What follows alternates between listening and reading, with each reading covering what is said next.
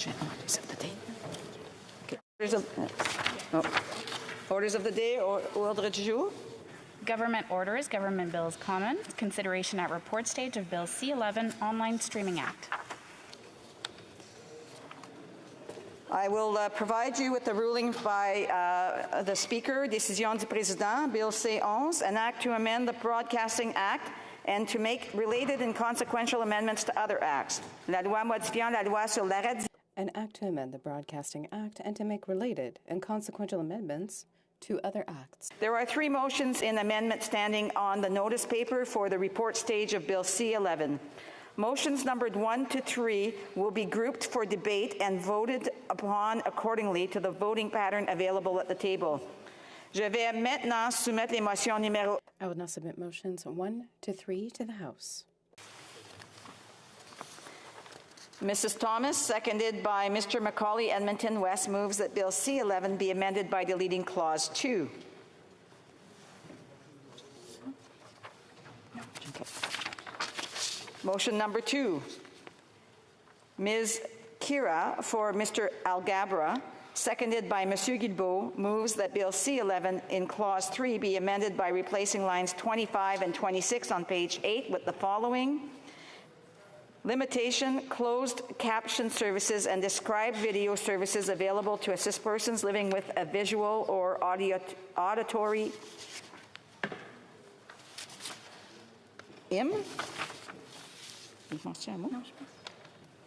En français, c'est ayant une déficience visuelle aux auditives.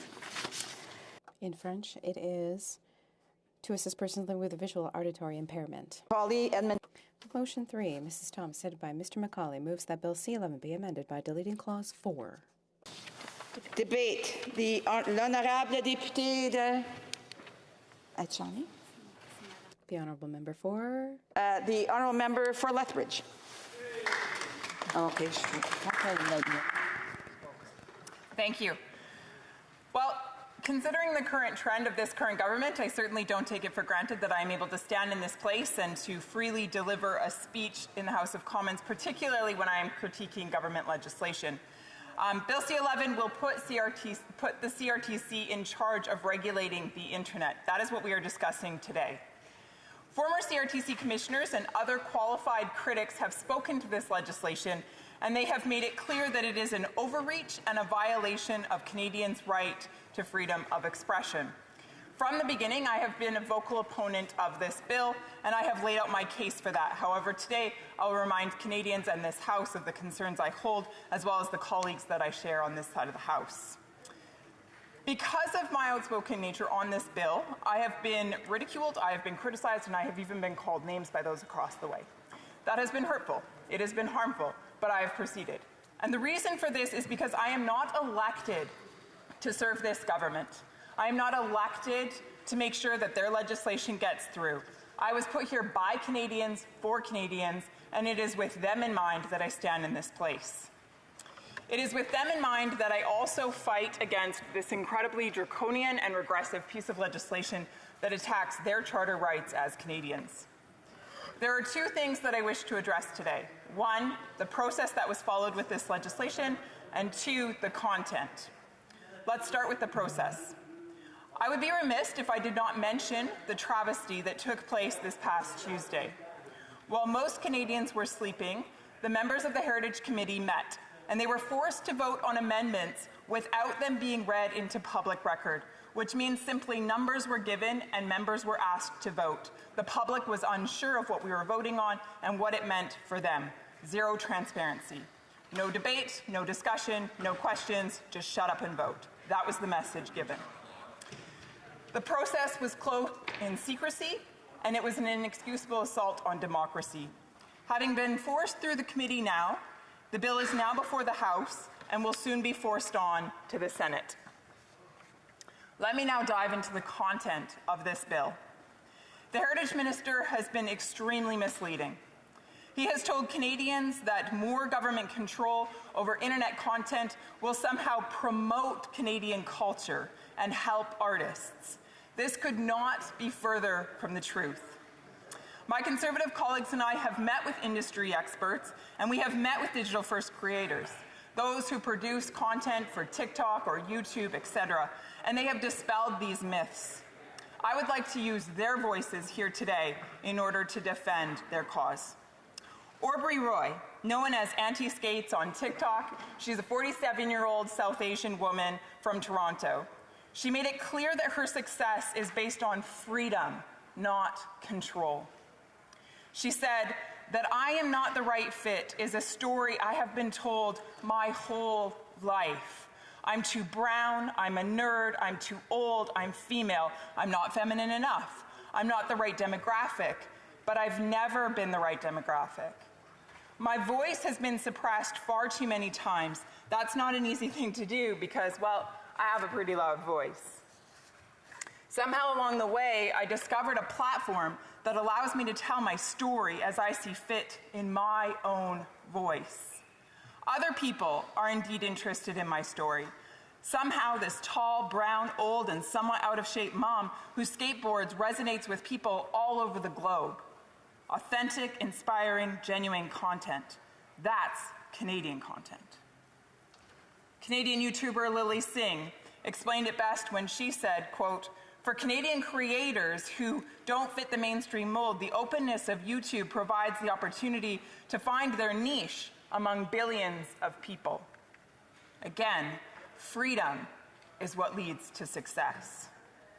Morgan Fortier, co-owner and CEO of Skyship Entertainment, said, "We've seen firsthand that when barriers are removed and Canadians are given equal free access to an open platform and a global audience, they can take on the world. For Canadian creators, YouTube is a level playing field on a world stage. It doesn't matter who you know or what you like.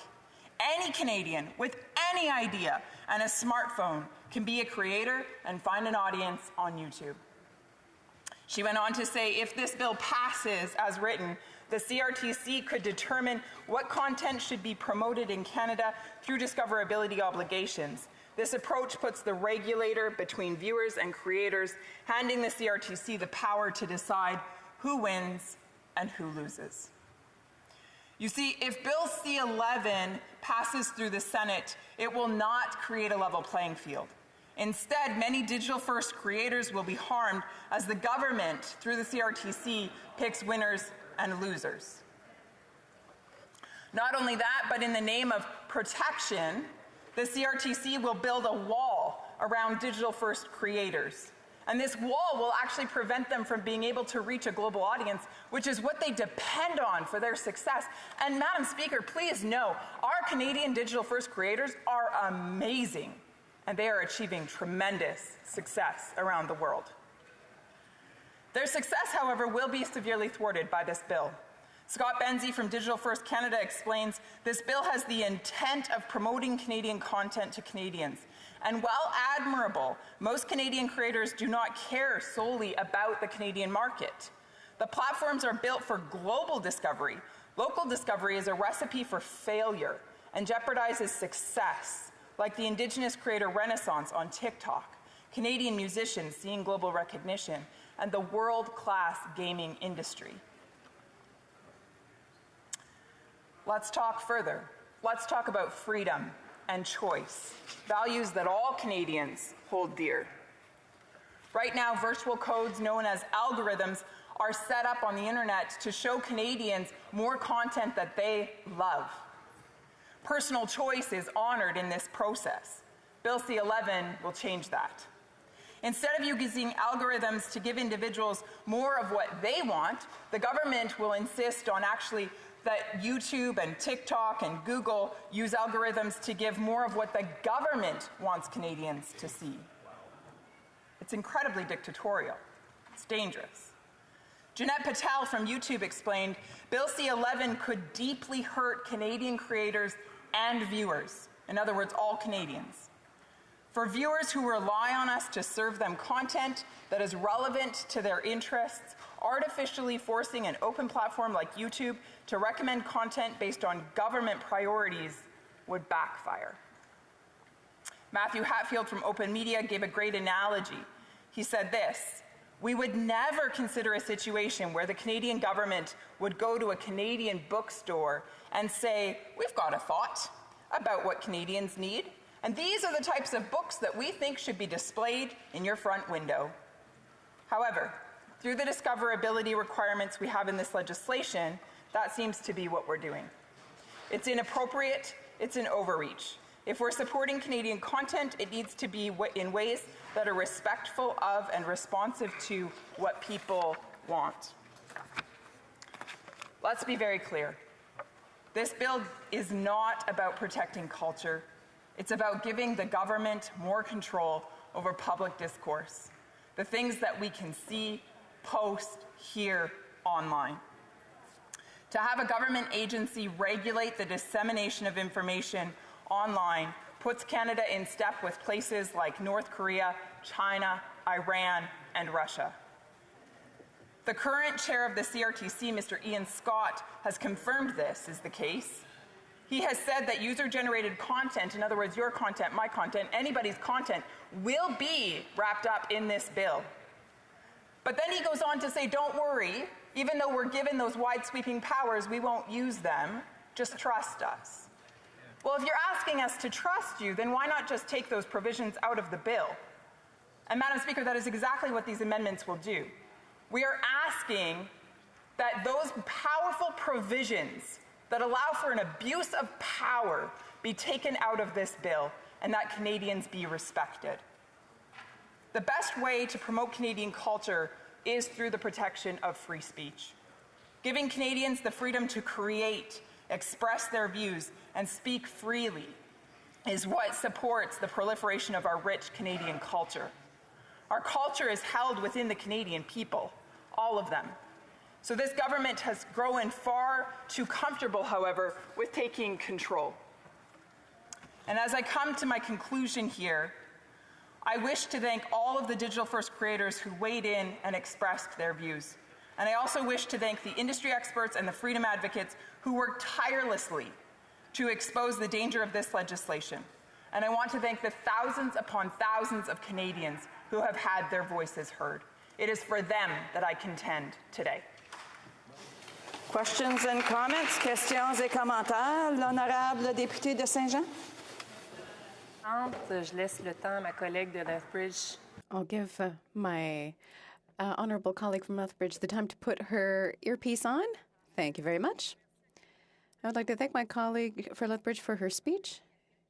Even though a few times I was not in agreement with what I heard, the Conservatives insisted that they did not have enough time to hear from many witnesses, and yet we know there was Scott Benzie from Digital First Canada, an organization that has no members but is financially supported by YouTube.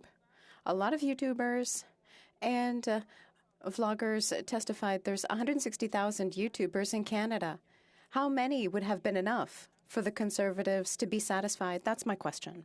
The honourable member for Lethbridge. As we went through this process at committee, there were only a total of 5 meetings held where we heard from witnesses. This is a piece of legislation that takes the Broadcasting Act, which is normally only applied to radio and television, and applies it to the internet. It is a massive change to the way that we do broadcasting in this country, or what is termed broadcasting. And so for the committee to only have 5 opportunities to hear from witnesses when there were more than 100 that asked to be heard was inexcusable. And so there still remains more than half of our witness list that never got an opportunity to have a seat at the table and to have their voice heard. So to have the question asked, how much is too much, and to imply that to give more voice on this would somehow be hindering the process? No, this is a democracy. We want to hear from the people. Questions and comments? The Honourable Parliamentary Secretary of Government House Leader. Well, we certainly know that this member had a lot of opportunity to speak at the committee, Madam Speaker. As a matter of fact, when the minister came to speak to the committee, this member filibustered the committee so that the minister couldn't even answer questions that were being asked by the committee members. I think it's quite rich for this member to get up and talk about the democratic process and how it wasn't able to unfold at committee when this member use tools that she has to specifically disrupt the operations of the committee and the committee, and so that the other committee members could actually do their work. I do want to remind the honourable member for South Shore St. Margaret's that if he has questions or comments, he should wait till I ask for that and recognize him. The honourable member for Lethbridge. Thank you, Madam Speaker. The speaker opposite is being incredibly disingenuine right now. I did filibuster at committee, and I filibustered because the members opposite, the Liberal members at the table, actually brought forward a motion that was shutting down debate. And I did not want debate to be shut down because I believe that Canadians deserve to be heard. Unfortunately, they planned it very strategically to have the minister sitting at the table at the same time. So it appeared as if I didn't want to hear from the minister. Of course, Canadians who were watching know that it's not to be true, and it's incredibly disingenuous of this minister or this member to suggest that. The Honourable Parliamentary Secretary had an opportunity to ask the question. He should wait if he's thinking out loud, then he should. I'm just saddened by this member's speech. I mean, we've seen how disinformation has undermined in the United States from the Republican Party the basic principles of democracy, and her comments today are so far from the truth that I find it very disturbing. Of course, for weeks and weeks, the Conservatives filibustered the committee, blocked witnesses from appearing. Even though all the other parties had submitted amendments, the Conservatives refused to move to actually have amendments to be discussed to improve the bill. The NDP got almost a dozen amendments through because we believed in working hard to improve the bill. And at the same time, Madam Speaker, it's important to note that what we have is a better bill because of the process, but not thanks to the member and not thanks to Conservatives who impeded at every step the due consideration of the bill that was so important. We had 5 weeks of witnesses. The honourable member for Lethbridge has 55 seconds to respond. I would like to correct the record. We did not have 5 weeks of witnesses. That is incredibly misleading, and I would give the honourable member the opportunity to apologize to the House actually for misleading. Thank you. We had 5 days. Resuming debate, the honourable Parliamentary Secretary of the Government House Leader. We have a point of order. The honourable member for New Westminster Burnaby. I will not apologize. We had the equivalent of 5 weeks of hearings. The member knows that. She should apologize for misleading this House. A point of order. The honourable member for South Shore St. Margaret's. Point of order. The committee didn't have 5 weeks. It had 5 meetings, 5 two-hour. Point of debate, and therefore I would ask members to maybe raise it during their speech in the House or through other questions and comments. The honourable Parliamentary Secretary. So my 10 minutes starts now? Yes. Okay. Thank you, Madam Speaker. I'm pleased to rise today in support of Bill C-11, the Online Streaming Act. The Online Streaming Act will help ensure a strong place for Canadian stories and music in the digital world. It will make the online streaming platforms contribute their fair share to our culture. The bill is based on a simple premise. If you benefit from the system, you must contribute to it. This has been the approach in Canada for over 50 years, and the results speak for themselves. As a condition of their licenses, TV and radio broadcasters have to invest in our culture and arts. It's why we all have the Canadian content that we love so much. Madam Speaker, I grew up on a small street, quiet street in Kingston, Ontario. 5 doors down from me were the Sinclairs, and across the street from them were the Bakers. Little did I know as a 8- and 9-year-old paper boy delivering papers around the street that every time I passed by the baker's house and heard this loud music coming from the basement, that I was actually witnessing the formation of the Tragically Hip. Later on, they became the incredibly successful band that we've all come to know and love in Canada. Gord Sinclair, one of the members of the band, appeared before committee. I listened to his testimony in the committee, and I would like to share it with this House because I think it is extremely important and properly illustrates why this type of legislation is very badly needed. I believe that it belongs to be enhancer. Gord said in his statement, "My name is Gord Sinclair, and I'm a member of the Tragically Hip. I want to thank you for the opportunity to speak today. The Hip set out from Kingston, Ontario in the mid-'80s, and our journey..." Madam Speaker, there seems to be some conversations and some heckling, and I would ask members who are heckling to not do that, and I would ask those who are having side conversations with other members to please go to the lobby, have that conversation, and if they wish to come back and listen in on the conversation so they can ask questions and comments, they can do that. The Honourable Parliamentary Secretary. I am just amazed that the member from South Shore St. Margaret is heckling me while I read the transcript of what somebody said in committee. This is, again, from Gord Sinclair from the Tragically Hip. The Hip set out from Kingston, Ontario in the mid-1980s, and our journey took us around the world that lasted over 30 years. It concluded where it began, back in Kingston, where our final concert was broadcast nationwide and viewed by over a third of the population of Canada. How did we wind up there?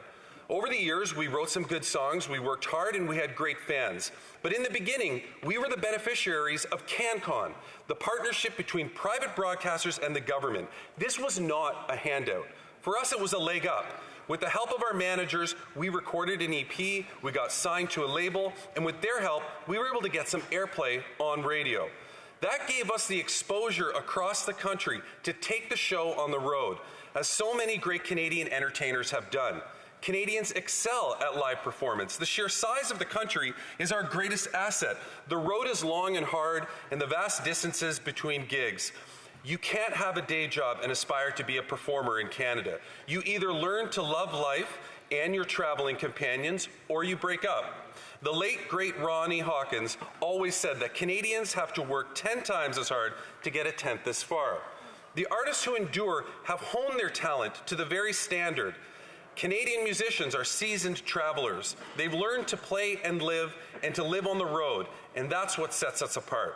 Somehow during the years and hours of staring out of the van window at the granite and black spruce, you discover what it means to be Canadian. You realize that despite its size, distinct regions and communities, there is more that binds us together in our country than separates us. The Hip wrote songs from that perspective. Many of them resonate with our fellow Canadians and enjoy enduring popularity.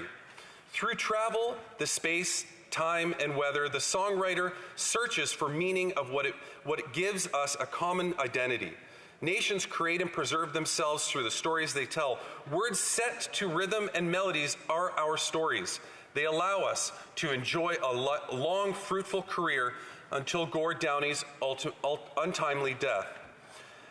Times change. In the 30 years that the Hip were performing, we went from producing vinyl records and cassettes to CDs, videos, being on Napster, to iTunes and YouTube, and now streaming is the dominant form, Spotify. Through it all, until recently, there have been live shows to make ends meet, but people no longer have the physical products our industry produces. In the digital age, people have given up on music.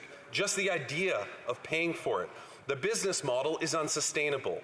We are all stakeholders in the arts, and the future has never been more dire. For years, traditional broadcasters, in partnership with federal and government, have helped develop and sustain Canadian recording artists. The Canada Music Fund provides critical support for music in this country. What will happen if that funding disappears? Gord Downey wrote in the song Morning Moon that if something's too cheap, somebody's paying for something. Every song recorded can now be streamed for less than $10 a month. The somebodies in this case will be the future you and me when we realize that we've undervalued the contribution of Canadian musicians and songwriters. There is no better art form to preserve, promote, and export our culture than music. But after 2 years of pandemic-induced venue closures and canceled performances, our domestic industry is in peril. Artists must see a glimmer of hope for a career in music, or they will simply give up. Where will our next Joni Mitchell come from if we abandon our young artists? Artistic development takes time. If we don't actually value something at a level necessary to sustain it, it will surely disappear. Streaming is here to stay, but the platforms and ISPs must contribute to the long-term health of the arts in some form. They must look at it as an investment. Streaming is a great way for artists to have their material heard, to discover their music, and to be discovered. But in an industry that has seen the majority of its revenue streams disappear, how can an artist earn a living? Streaming can help, but regulations must adopt to allow Canadian culture to flourish in a digital age. My worry is that many will give up before they have the chance to find their voice. As much of the global market is important, Canadian artists also reach their fellow Canadians from coast to coast to coast. In today's environment, there is a place for everyone, just as there is a place for streaming alongside traditional broadcasters and live performances. Our potential as a creative nation is as vast as the country itself. Songwriters, our best cultural ambassadors. We are compelled to create, to express what we feel, what we know and what we feel. We need partners in government and industry. Right now, somewhere in Canada, a young artist is searching for their voice, the right bit of melody to go with the perfect words. We need your help to hear these voices. These were the words from Gord Sinclair, and I really hope, I understand that the member from that was heckling me previously and continued to heckle me while I was reading that. I really hope for the goodness of this institution that he wasn't doing the same thing while Gord was actually delivering those words at committee, because that would have been extremely disrespectful. I just thought it was extremely important, Madam Speaker, to read those words into Hansard so that they could be part of the actual debate that this House experiences around this issue. You know, I am very concerned by the rhetoric that I've been hearing. Unfortunately for them, I don't think for Canadian discourse, but unfortunately for Conservatives, I don't quite think that this outrage, this manufactured outrage that they're attempting at for a second time was nearly as successful as it was the first time around in the last Parliament. Because they just don't seem to have the traction despite the outrage that we're seeing from the previous speaker in particular. What I do know, Madam Speaker, is that musicians and individuals that are looking to preserve that Canadian culture and take great pride in being Canadian need our support. Doing something strictly because you think that you're going to get a little political gain out of it, but it will be at the cost of those cultural creators throughout our country, is extremely, to use her word, disingenuous of what we should be doing and how we should be properly taking care of Canadian artists. So, Madam Speaker, I have no problem supporting this bill. I know that this bill does not do a number of the things that was previously said. It does not impose regulations on the content everyday Canadians post on social media. It does not impose regulations on Canadian digital charter content creators, influencers, or users. It does not censor content or mandate specific algorithms, as the member previous indicated. And it does not limit Canadians' freedom of expression in any way, shape, or form. Thank you, Madam Speaker. Here, here. Questions and comments? The honourable member for Lethbridge. Thank you. The honourable member just across the way made the comment that this bill does not give the CRTC the ability to regulate user-generated content. However, Mr. Ian Scott, who is the chair of the CRTC, came to committee and he actually said, yes, in fact, they do have that ability. He said, however, right now they refrain from using it. He asked us to trust him, but he made it very clear that he has the power to regulate user-generated content. In other words, everyday Canadian content online. The opposite member seems to know something different. I'm just wondering who's telling the truth, him or the CRTC chair? The honourable parliamentary secretary. Well, that's a very interesting comment. If you reflect on the words that she just used, Madam Speaker, you will know that what she said is that apparently he already has the powers. Her words were, he has the power to do this. I'm not here to reflect on what the CRTC's current powers are. I'm here to reflect on the content of the bill. And what I can tell you is that my interpretation and my reading of the content of this bill does not give any of those powers that this individual is referencing. Although you will note, she was very judicious in her words. She specifically said that he has the powers to do it. That would imply that he already has the ability to do that, and his comments are related to that, not what's in this bill. Questions and comments? The honourable member for Timmins, James Bay. Thank you, Madam Speaker, and I appreciate my honourable colleague mentioning Gord Downey, someone that I was proud to know, and also to see the growth of careers like the HIP and the crisis that's facing musicians today. the fact, especially after COVID, the shutdown of live venues, the fact that Spotify is ripping artists off dramatically. When I hear the Conservatives talk, they're saying that this bill is actually going to somehow make it impossible for you to watch a video of someone fixing their deck. I don't know what they think entertainment is, but we're talking about a powerful industry in Canada. Our artists travel the world. Yet without the ability to have a sustained financial income, we are seeing more and more musicians unable to make it, more and more theaters, more and more groups. I'd like to ask my honourable colleague, what is it specific in this bill that will guarantee that we start to see a revenue stream returned rightfully to the artists who make the content?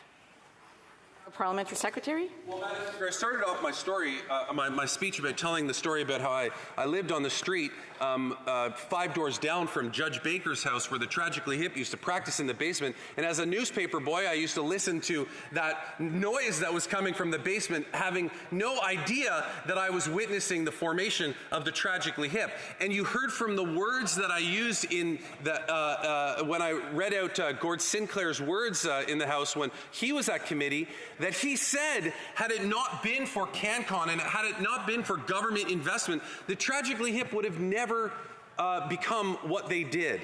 And so finally, I would just say to the member's comment about the Conservatives being worried about, somebody being able to watch somebody repair a deck, I just hope that all members know that this member from Timmins James Bay has a great YouTube channel, and you can watch some of his home improvements on there too. And if I thought for a second that this bill would limit my ability to do that, I certainly would not be supporting it.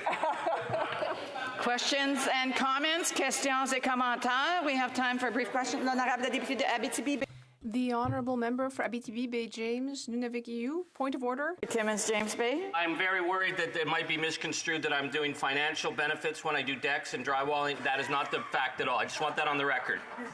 That's not a point of order. L'honorable député de Abitibi. The Honourable Member for Abitibi Bay James, Nunavik EU. A brief question, please. Thank you, Madam Speaker.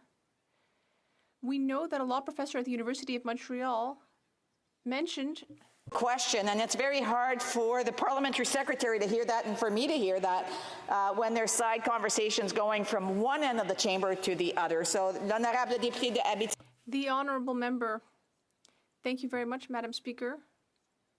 So, as I was saying, Pierre Trudel, a law professor at the University of Montreal, stated that we need to protect broadcasting, but there's no threat in here. There's no threat here to internet freedom. There's no thought police. In May 2021, the Minister of Justice tabled a legal opinion confirming what Mr. Trudel said, which is that freedom of expression is not undergoing any risk here.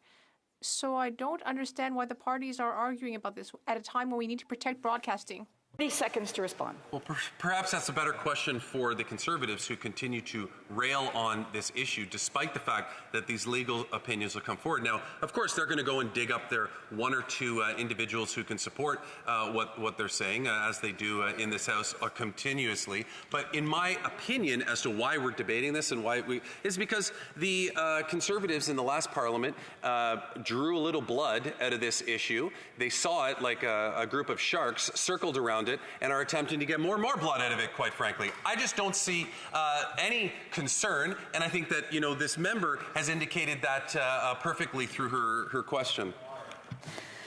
Reprise de débat, l'honorable député de Shefford. The Honourable Member for Shefford. Thank you very much, Madam Speaker. I rise today to talk about C11. And this is a bill that the Bloc Québécois cares deeply about, and we have since the previous Parliament. And I've already spoken in favor of this bill. I did so last month. But despite everything that has been done, well, I absolutely must mention what my colleague for Drummond has done. Yes, he deserves all of that clapping. He has worked so hard on this. So I would just like to remind us that this bill is very important for discoverability of Francophone culture and the importance of local media. And I will conclude by saying that we need to combat misinformation. We've seen especially a lot of misinformation this session. As I was preparing my speech, I fell upon the Coalition for the Diversity of Cultural Expression. And one of the things that's very important, according to this group, is modernizing the Broadcasting Act, as can be read on their website. And I think this is a good overview of the importance of this bill. Modernizing the Act would mean that Canadian productions would have pride of place on our waves and screens, and that businesses that are making money from access to culture in the sectors of music and audiovisual would have to also contribute to creation, marketing, and broadcasting. Canadians are more and more accessing culture online. Things are transitioning to the digital world. There are advantages here for the public and creators, more access to a diversity of stories, songs, and ideas, opportunities for creators to market their works, finding a public in Canada and elsewhere, and so on. But many big businesses are profiting from the digital age without contributing. Many artists, creators, producers, and society, and so on, are not getting additional value out of the investments in the Canadian cultural ecosystem. And there is an injustice here, and that's what Bill C-11 is looking to correct. Now, the objective of the new bill is essentially the same as the preceding one, ensuring that the web giants have to respect the Broadcasting Act and have to contribute financially to the creation and discovery of Canadian cultural content, and the CRTC would get new powers that would enable it to determine which online services must be regulated and what quotas must be met. C-11 would offer better regulation for companies like Netflix, Apple TV+, Disney+, Amazon Prime Video, as well as businesses that are specialized in music streaming like Spotify, YouTube, and Apple Music. And C-11 would force these companies to contribute to Canadian content. When commercial items like musical albums are downloaded and distributed. Then the exclusion clause, 4.1 mentioned earlier, has been revised, so creators, users, and influencers on social media would be exempted. So the money that a creator gets from their content would not have any importance under the new act, which would exempt amateur content on social media. So it would only address commercial products. And we know that the CRTC would also be able to impose conditions having to do with discoverability and marketing of Canadian content. The Act would not affect algorithms that could influence recommendations to users, which is very important. The department is saying that it wants to concentrate on results in the area of discoverability and not directly affect web giants' algorithms.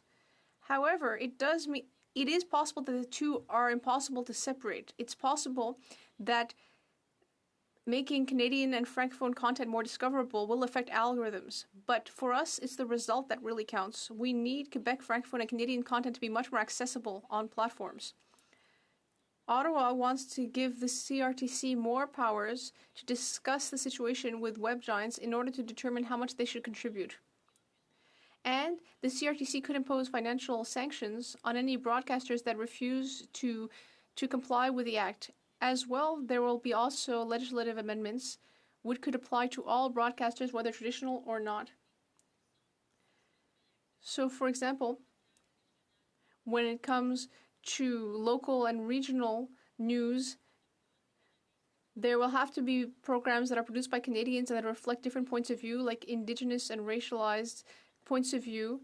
And I would also like to mention the gains that the Bloc québécois has made. The Bloc québécois has made a major contribution to improving the previous version of this bill, the famous Bill C-10, notably by ensuring the protection and promotion of original French language content, the discoverability of Canadian programming services, original Canadian content, including original French language content, in an equitable proportion, the enhancement of Canadian programming in both official languages as well as in Aboriginal languages, a mandatory contribution to the Canadian broadcasting system in the event that a company is unable to draw on Canadian resources for their programming. The presence of first-run French language content to ensure that new French language programming is available on, for example, Netflix, not just old programming, and a sunset clause to ensure a thorough review of the Act every 5 years. And that, Madam Speaker, this is very important because we will analyze the bill in depth and meet with the various stakeholders and experts in the industry to take the pulse of the industry, and we'll be able to continue to make this evolve. We will not hesitate to try to improve the law, even more if necessary, and we'll certainly reintroduce several of the hundreds of amendments that were rejected last spring. Some of our proposals were aimed at improving the law of local community independent players. We must keep in mind that we want a law that will not be obsolete as soon as it is passed. Technology is developing so quickly, we need to take a long-term view and avoid having the law become obsolete in just a few years. And a flexible law is essential, especially since the cultural community in Quebec and Canada has been waiting for the updating of this legislation for decades. The first request came from the cultural community just a few days after the bill was tabled, and it was simple. Make sure that the law is passed as quickly as possible. It's been long enough. The former Minister of Canadian Heritage stated on Tout le monde en parle in May 2021 that every month that we lose by delaying the coming into force of C10 or C11 is more than $70 million that don't go to our artists in Quebec and Canada. Second, let's remember that beyond Bill C-18, which more specifically addresses the issue of assistance to print media inspired by the Australian model, C-11 is also situated in this context of media crisis. Let's remember that since the very beginning, Facebook, Twitter, Google have been appropriating journalistic texts and reports without paying anything to their authors or to the media concerned. The digital giants have thus contributed for far too many years to the deconstruction of our traditional media. This phenomenon first saw national advertisers deserting traditional media for the giants, Facebook and Google, before being followed by local advertisers who also stopped buying advertising in local newspapers in favor of the giants. Now, this advertising on digital platforms is owned by Google and Facebook, which alone reap in 80% of online advertising revenues. The digital giants don't pay for journalistic content when it appears on their platforms. At the same time, they violate the copyrights of the journalists whose texts are picked up by social networks.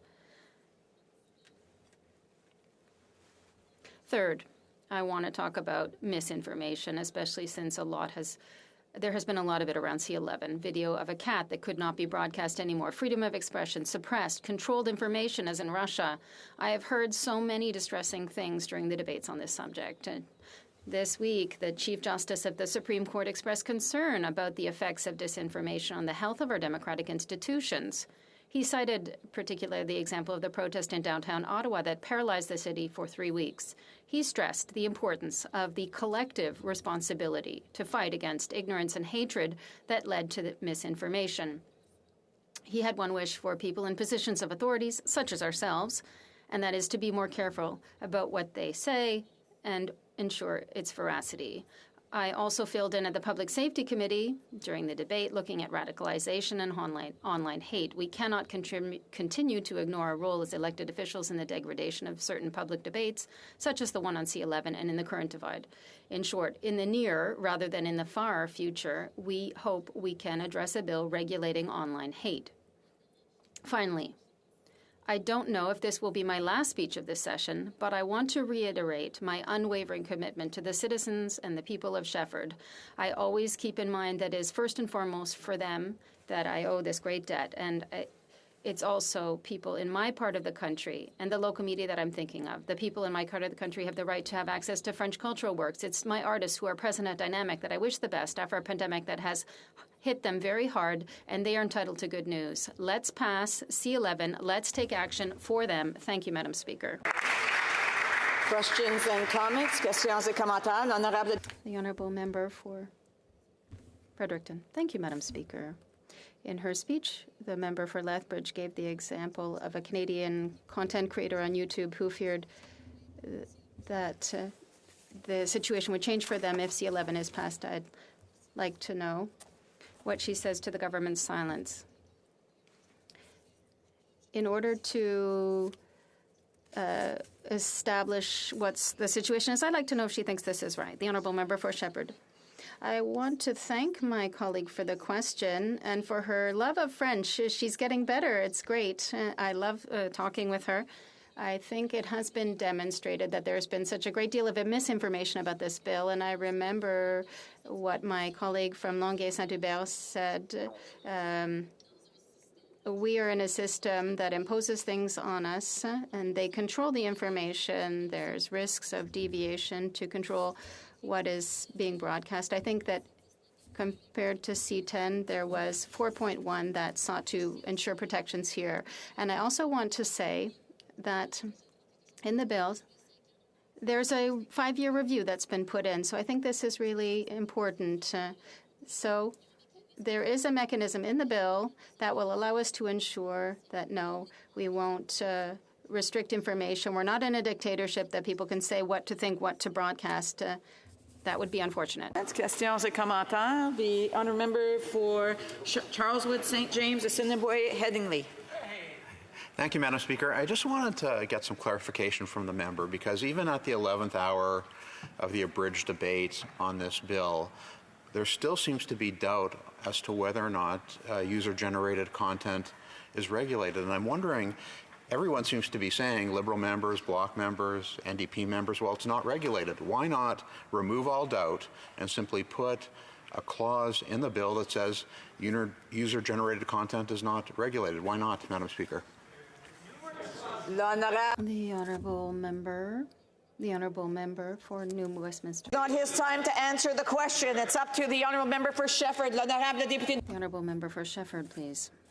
Madam Speaker, I think it's interesting. On the one hand, all the parties seem to recognize that in this bill there is already a clause that doesn't control that information. And when we see all the others who say perhaps it's the others, when you're alone, perhaps it's because you should look internally. Are we contributing to this misinformation? Have we done our work as parliamentarians, read the bill, and ensured that we finally ultimately represent? And it's not up to the Francophone artists that can't adapt to digital world. We've heard that. They've tried to accuse our artists of not being able to adapt to the digital era. I think this is an insult. Questions and comments? Now the honourable member for New Westminster Burnaby can participate. Thank you very much, Madam Speaker. I agree with the member for Shefford. Conservatives have ignored all the information, and they don't appear to have even read the bill, even if they're firing off all kinds of accusations.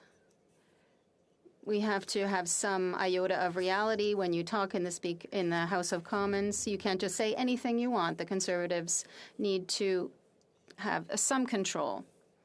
My question to the member for Shefford after her excellent speech is quite simple. We're talking about $2 billion that will be transferred. The web giants have been profiting for years. And this money will go to Canadian jobs. What impact could this have in Quebec, this billion in investments? The honourable member for Shefford has 1 minute to respond. Thank you, Madam Speaker.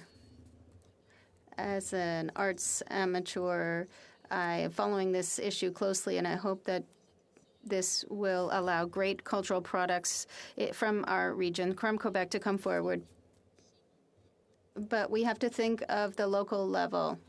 I want to say in my last speech I had quoted from an excellent book by Maria Marcel, which talked about this bill and the importance of contributing to local artists and local projects. The web giants have used local media too often and taken from them. It's now up to them to contribute and to ensure that our local producers can have their work spread further. Burnaby really wanted to participate. Now he has 10 minutes to actually voice his opinion on this. The honourable member of New Westminster Burnaby. Thank you very much, Madam Speaker. It's my pleasure to rise, and I certainly salute the numerous colleagues, the member from Shefford, the member from Kingston and the Islands. They've actually addressed the bill and spoken to the bill. They've obviously read the bill. This is very important, Madam Speaker. I will say it is unbelievable to me, the over-the-top, crazed rhetoric of Republican-style rhetoric that we've heard from Conservatives over the last few weeks.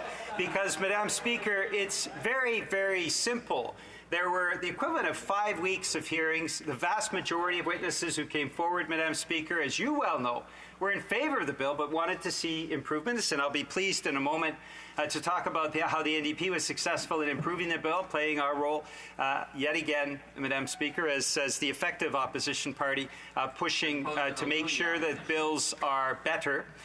So after the equivalent of 5 weeks of hearings, we had 2 weeks where Conservatives blocked witnesses, refused to have the amendments that had already been submitted be discussed and debated, blocked everything, just completely filibustered so that nothing could move forward. And, Madam Speaker, we've seen the same sad travesty here in the House, where Conservatives, ever since they basically imploded 6 months ago, have refused to let anything good go through the House for the benefit of Canadians. It's sad.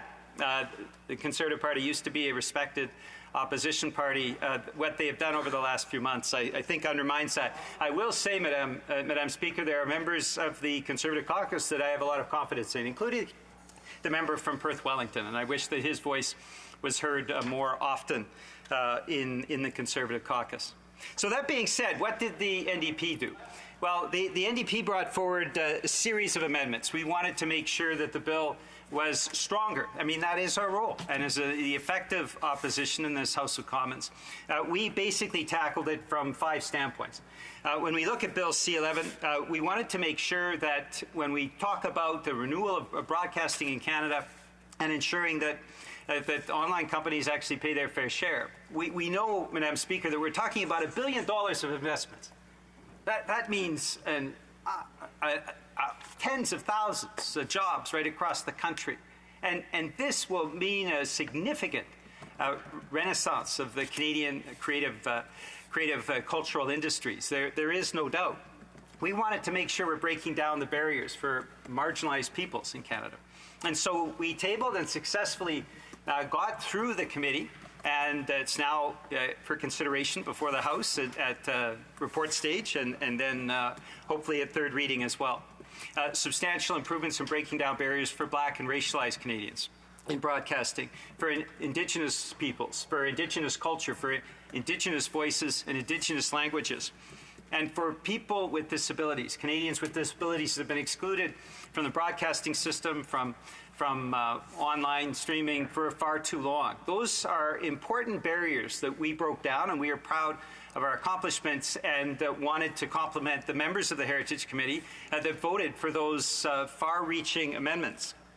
Secondly, Madam Speaker, we wanted to renew community broadcasting, and the disinformation, the Republican-style rhetoric of the Conservative Party, the hate that we've seen with the Freedom Convoy that many Conservative MPs endorsed, this is something that really takes a renewal at the community level. Hate and disinformation come from the fact that we don't know our neighbors, and the erosion of community media, community voices, has unfortunately contributed to that amplification of hate and disinformation in our country that we're all seeing. And so the NDP tabled, and again, a majority of members of the Heritage Committee agreed with the idea that we have to reinforce community voices, community media, community broadcasting, community radio. And I'd like to thank Cactus and numerous other community organizations that offered those important amendments so that we would improve community broadcasting and know our neighbors better, Madam Speaker. The best antidote to hate and disinformation that we're seeing coming out of the Republicans in the United States, coming out of the far right in Canada, is to ensure that we know our neighbors and appreciate them. And so that was an important second series of amendments that we brought forward. Thirdly, Madam Speaker, we wanted to reinforce freedom of expression, and unanimously, Madam Speaker, members of the Heritage Committee agreed, and that meant freedom of expression is now paramount in this legislation. We also wanted to make sure that Canadian jobs and Canadian broadcasting was enhanced. If we have $1 billion now that will substantially, it's a massive increase in terms of the resources available to Canadian cultural industries. We wanted to make sure that assures Canadian jobs, and tabled and successfully, with success, a number of amendments that enhance the Canadian employment and Canadian jobs component.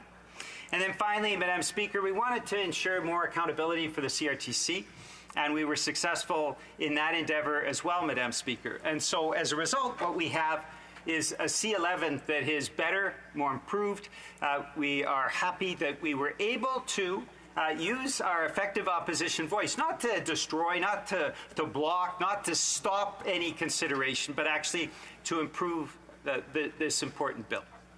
Madame la Présidente, il faut dire que Madam Speaker, the vast majority of the witnesses who came and appeared before the Canadian Heritage Committee, even the Conservatives are forced to admit this, the vast majority were in favor of this bill.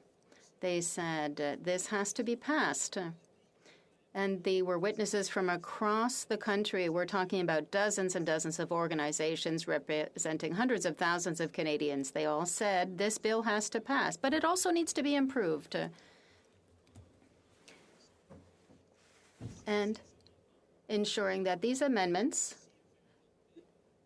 were integrated, and we did manage to get them passed, will allow greater access for racialized people, individuals with a handicapped, Indigenous voices.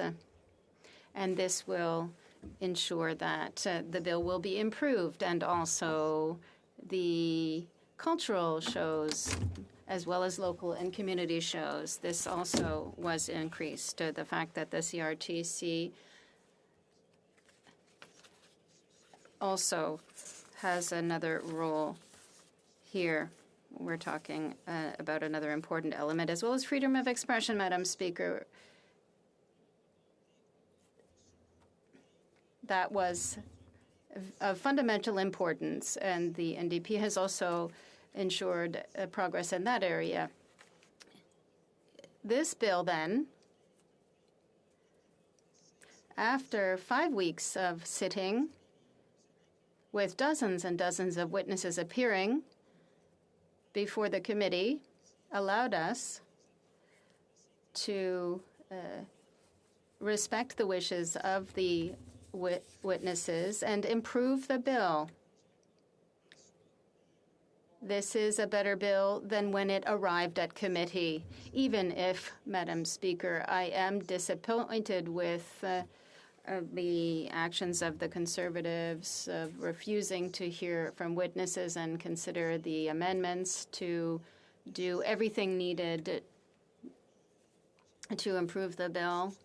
Even if I was there, I think that the product, what came out of the committee, once we managed to move past this impasse at committee, meant that C11 was indeed improved. There's more transparency, and it's a better bill, thanks to all the work that we did during all those weeks. So, Madam Speaker, the final thing that I'd like to say here is this.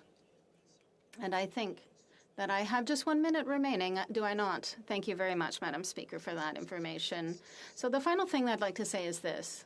C11 and the fact that we will hear more Canadian voices is also a way to counter the misinformation. Misinformation isn't just happening with regard to C11. We see it in the United States, where there's Republican misinformation that is really distorting democracy, and the hate that is coming from the U.S. We have to prevent that from happening here in Canada. We saw that with the so-called Freedom Convoy, the hate that was felt during that period, and the attempt to undermine our democracy, to undo the Parliament, supported by some Conservative members. Countering this misinformation allows more information to circulate, and this, too, is the purpose of Bill C11 that has now been improved. Thank you, Madam Speaker. And the honourable member will have 5 minutes for questions and comments when we retake this discussion after question period. Is it awesome? Okay. Statements by members, déclaration de députés. The honourable member for Newmarket, Aurora. Thank you, Madam Speaker. Over the past year, our community of Newmarket, Aurora has lost two gentlemen whose impact on health care is immeasurable. Art Craig passed on October 17, 2021, and Al Roeder passed away on May 29, 2022. Both served our community from leadership positions with what is now the South Lake Regional Health Care Centre. Both served as presidents. Al was the consummate professional, a health leader, and in many ways a health pioneer. He was also above all else, a gentleman loved and respected by family, neighbors, and former colleagues. Art was a great supporter of arts and culture who believed in serving the community. He's remembered as a kind soul with a love of family and friends. The respect that he had from those who benefited from his support is exemplified with lifetime memberships in various organizations. Our community, and specifically our hospital and healthcare, owe much to the leadership and the vision of both of these gentlemen. Thank you, Madam Speaker. The honourable member for Essex. Speaker, look no further than to Essex to rise to the occasion when the cry for help for the families of Ukraine need it so desperately. We all need a good news story these days, and wow, do I have a great one for you. Gary Taverne and his amazing family were horrified by the horrible images of the illegal war on Ukraine, and they knew they had something to do. But they have gone above and beyond. They've created the Kyiv Home Project, and they are building a two-family home for Ukrainian families to settle in Cotham's Woodridge Estates, as well as supporting these families for 3 years as they get their footing back. With the help of BK Cornerstone, the town of Kingsville, corporate donors, contractors, skilled trade workers, and Pastor Kim Gillian and the congregation provide these for reality. Speaker, I am proud to strongly support. Unfortunately, the honourable member's video was cutting out. I'll allow him to restart, and if it cuts out again, I'm just not sure what we can do about that. Okay, the honourable member for Essex. Thank you very much, Madam Speaker. I really appreciate that. Speaker, look no further than to Essex to rise to the occasion when the cry for help for the families of Ukraine need it so desperately. We all need a good news story these days, and wow, do I have a great one. Gary Taverne and his amazing family were horrified by the horrible images of the illegal war on Ukraine, and they knew they had to do something. But they have gone above and beyond. They have created the Kyiv Home Project, and they are building a two-family home for Ukrainian families to settle in Cotham's Woodridge Estates, as well as supporting these families for 3 years as they get their footing back. With the help of BK Cornerstone, the town of Kingsville, corporate donors, contractors, skilled trade workers, and Pastor Kim Gillian and the congregation of the Cotham United Church, their goal is to provide safe housing and necessities, which Ukrainian families will soon become reality. Speaker, I am proud to strongly support this incredible act of compassion. I ask all of my colleagues in the House to join me in thanking the Taverne family for their generosity and for leaving the world a better place than they found it. The honourable member of Sackville, Preston, Chesapeake. Thank you, Madam Speaker. Canadian families across the country are stepping up to help Ukrainians come to and stay in Canada. The Parkers, a family from Eastern Passage in my riding of Sackville, Preston, Chesapeake, are now hosting their second family from Ukraine. Anasty, Lysia, Aliski, and Polina arrived in Canada 2 weeks ago. Last Friday, I visited the Parker home to give young Polina a Canadian flag and a backpack full of goodies. It was heartwarming to see her playing on the trampoline and waving her handheld Canadian flag. I want to thank the Parkers and all other families across Canada that have shown incredible generosity in opening up their homes and their hearts to the people of Ukraine. Thank you. Merci beaucoup. The honourable member for Timmins, James Bay. Food prices are going through the roof, and working class families are finding it harder and harder to make ends meet. Now, we know that Vladimir Putin's illegal war in Ukraine is driving fears of a global food shortage, but those fears are the perfect cover for the giant food conglomerates who are jacking up prices not because of inflation, but to gouge us. Cargill's profits were up 64% in a single year. Loblaws' first quarter profits are 40% higher than last year. So what is this government doing? Well, the Liberals, remember, they used taxpayers' money to fix Galen Weston's fridges while Loblaws was scamming us over the price of bread. And the Conservatives, well, their would-be leader says, invest your savings in crypto Ponzi schemes to beat inflation. I mean, a financial genius, this guy is not. What we're dealing with is not inflation, but old-fashioned price gouging, corporate giants ripping off Canada's working class. New Democrats say it's time we took on these corporate giants and got this money back in the pockets of working-class families. The honourable member for Milton. Thank you, Madam Speaker. We need to talk about men's health. This is Men's Health Week, and June is Men's Health Month. But we need to recognize how important it is for men to be aware of their physical and their mental health every day of the year. Canadian men die at alarmingly high rates of chronic illnesses in Canada, and yet 70% of men's health problems are preventable just by living a healthier life. Healthy eating and daily physical activity play an important role in the health, well-being, and quality of life of all Canadians. But physical activity in particular decreases stress and helps prevent chronic diseases like diabetes, cardiovascular disease, cancers, and many other things that we should all work to avoid.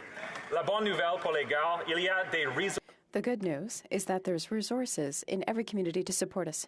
Visit fondationsantédeshommes.ca, which is a great place to start to focus on mental and physical health for men. My dad, Joe, and all the other dads out there in Milton and across Canada, a very happy Father's Day. L'honorable député de Beauce. Madame la Présidente, on est... Madam Speaker, summer is just a few days away. As you walk around my riding, you'll see patio umbrellas in people's backyards, and you'll notice the smell of barbecues. I would like to wish all the people of Beauce a happy summer vacation. The last 2 years have been tough, but this summer will finally feel more like normal. Continue to support your local grocery store, eatery, or corner store this summer. That neighbor, friend, or family member needs you more than ever.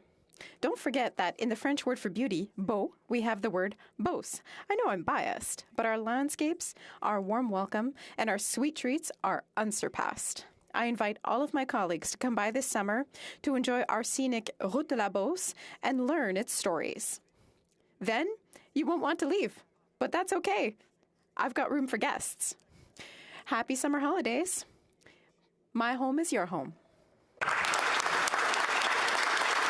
The honourable member for Brampton Centre. Madam Speaker, on behalf of the residents of Brampton Centre, I rise today to recognize Tahir Khan, Shafiq Ahmed, Akil Akram, Raja Ishfaq, Farooq Ahmed, and Zia Inam for their selfless service to the community as the founding members of the Funeral Aid Society of Peel. The Society is a not-for-profit organization whose more than 1,100 members self-insure against funeral and burial expenses. When a loved one passes away, funeral and burial expenses can add to the stress of bereavement. Upon the demise of one of its members, the Funeral Aid Society steps in to pay all the funeral and burial expenses and then distribute that cost pro rata among its members. Many thanks and much appreciation to the Funeral Aid Society of Peel and its founders, volunteers, and members for helping the community in one of the most difficult times in life. Thank you, Madam Speaker. The honourable member for Aurora Oak Ridges, Richmond Hill. Thank you, Madam Speaker. Aurora Oak Ridges, Richmond Hill is situated on the traditional territories of the Wendat, Haudenosaunee, and Anishinaabe peoples and is covered by Treaty 13 and the Williams Treaties.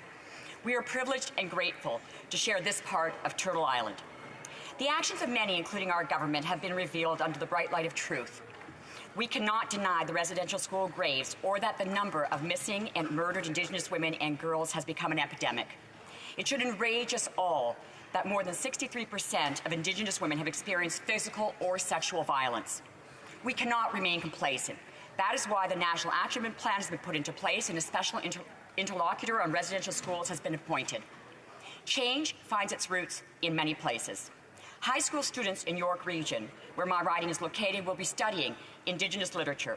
In 2021, Richmond Hill closed their facilities for the Day of Truth and Reconciliation, and Aurora held a gathering led by Jared Big Canoe of Georgina Island to mourn and affirm that every child matters.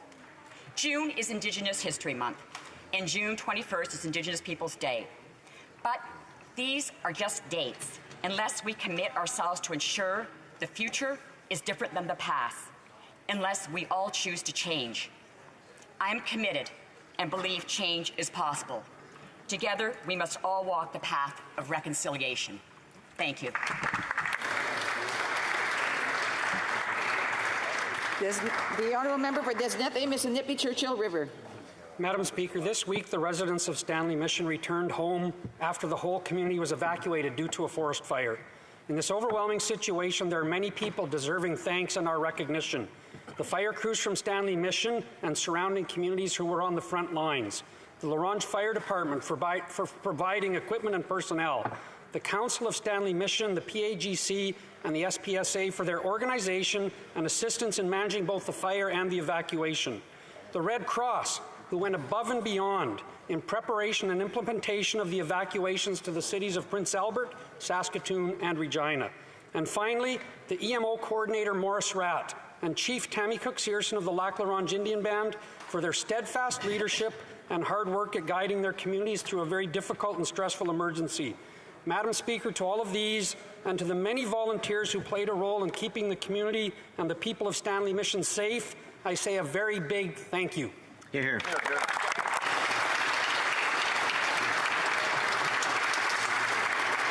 The honourable member for Kingston and the Islands. Madam Speaker, after 46 years of being the voice of sports in Kingston, local legend Doug Jeffries is hanging up his microphone. A native of nearby Gananoque, Doug's career started in 1976 when, shortly after graduating from Loyalist College in Belleville, he was hired by local radio station CKLC to cover the sailing events that were being held in Kingston as part of the 1976 Montreal Olympics. For the next 25 years, Doug was a staple on CKLC and its sister station, Fly FM, hosting both morning shows and sportscasts, as well as being the voice of the Queen's Golden Gales football and OHL Kingston Canadians. Doug then moved on to TV, working for CKWS, initially as a news anchor, before returning to sports in 2002 as the station's sports anchor. Doug also cares deeply for local sports in Kingston, and in particular, showcasing the skills and highlights of local high school athletes on the evening news. This past Wednesday, June 15th, was Doug's final broadcast and has been declared Doug Jeffries Day in Kingston. I would like to thank Doug for sharing his talent, his voice with us over the last 46 years and wish him a happy retirement. The honourable member for Souris Moose Mountain. Madam Speaker, last week marked the start of the 2022 CFL season, and football fans across the country are excited and ready to cheer on their team. As a die-hard CFL fan, I'm always happy to get a chance to highlight this great Canadian sport that I believe is the best version of game of football. With wide open play, exciting offense, and energetic defense, you need to stay to the very end to see who wins. The CFL has 9 teams split amongst the East and West divisions, and hopefully a team in the Maritimes soon.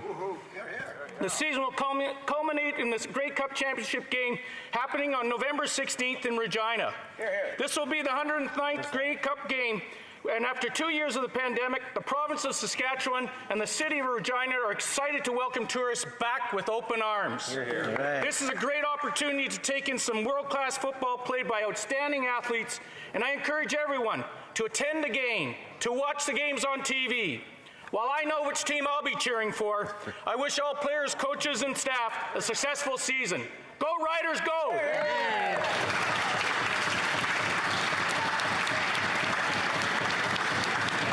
The honourable member for Peterborough Kawartha.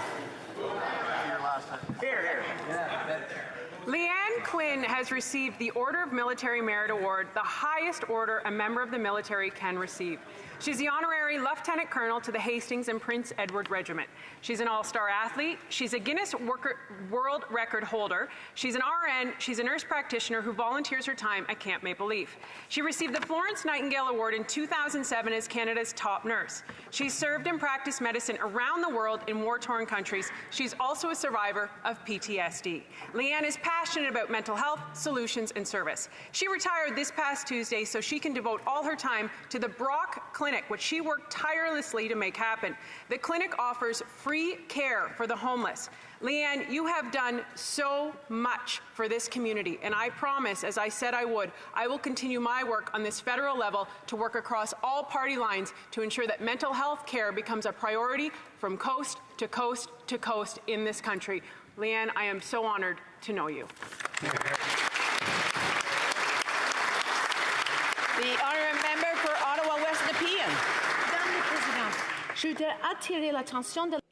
I rise today to draw the attention of the House to the dire situation in the Eastern Democratic Republic of the Congo. In recent weeks, we've witnessed an upswing in violence by M23 and other militias, resulting in extreme human rights abuses. Tens of thousands of people have been displaced from their homes. UN peacekeepers have been targeted, and there have been allegations of rocket fire across the border. The head of MONUSCO said in a statement, "We reaffirm our firm commitment to the sovereignty, independence, unity, and territorial integrity of the DRC and condemn the use of armed groups acting by proxy. I urge..." There's a lot of noise going on, especially on the members' side, and I would just ask members to please be respectful and allow members to deliver their statements without being interrupted. I will ask the honourable member to restart. Madam Speaker, I rise today to draw the attention of the House to the dire situation in the Eastern Democratic Republic of the Congo. In recent weeks, we've witnessed an upswing in violence by M23 and other terrorist militias, resulting in extreme human rights abuses. Tens of thousands of people have been displaced from their homes. UN peacekeepers have been targeted, and there have been allegations of rocket fire across the border. The head of MONUSCO said in a statement, "We reaffirm our commitment to the sovereignty, independence, unity, and territorial integrity of the DRC and condemn the use of armed groups acting by proxy. I urge the government of Rwanda to work with the DRC and de-escalate the situation and work towards an immediate ceasefire of all armed groups." Thank you, Madam Speaker. The honourable member for Winnipeg Centre. Mr. Speaker, today I'm honored to acknowledge a special anniversary of an extraordinary organization in Winnipeg Centre.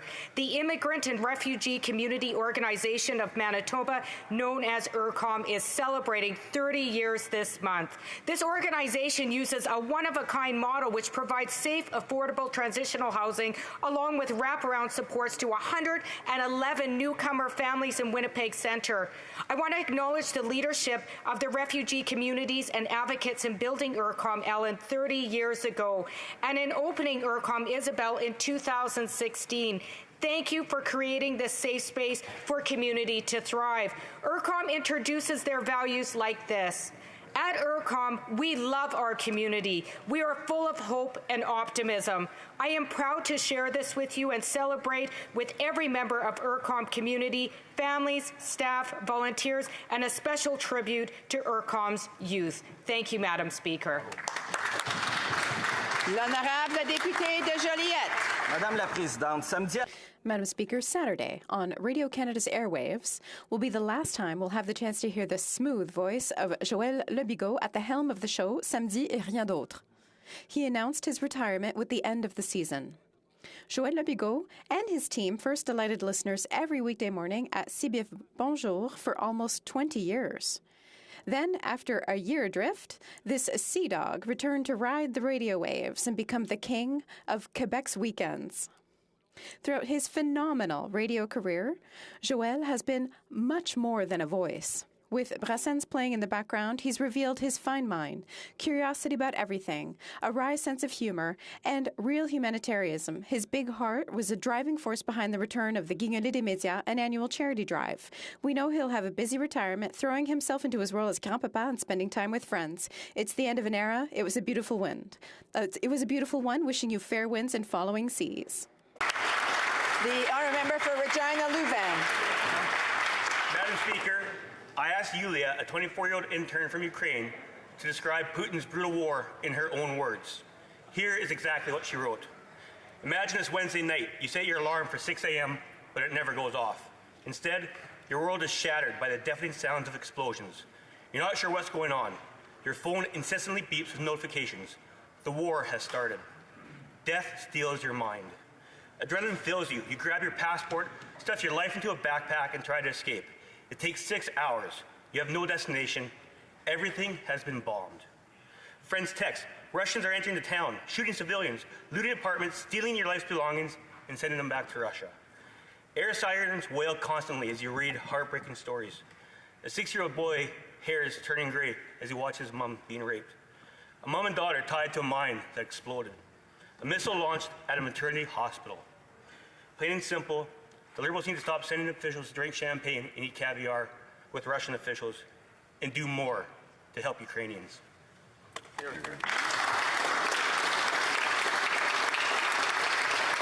honourable member for Halifax.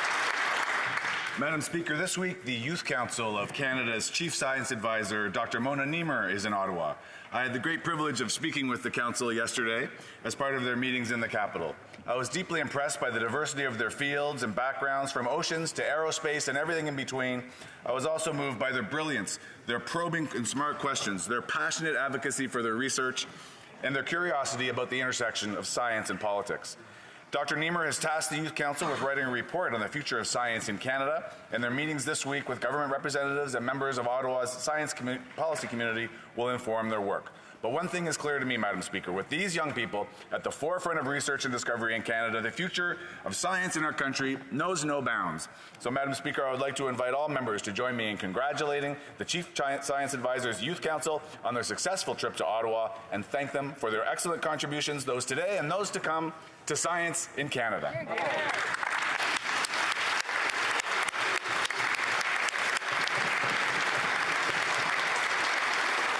Oral questions, questions orales. The honourable member for Red Deer-Lacombe.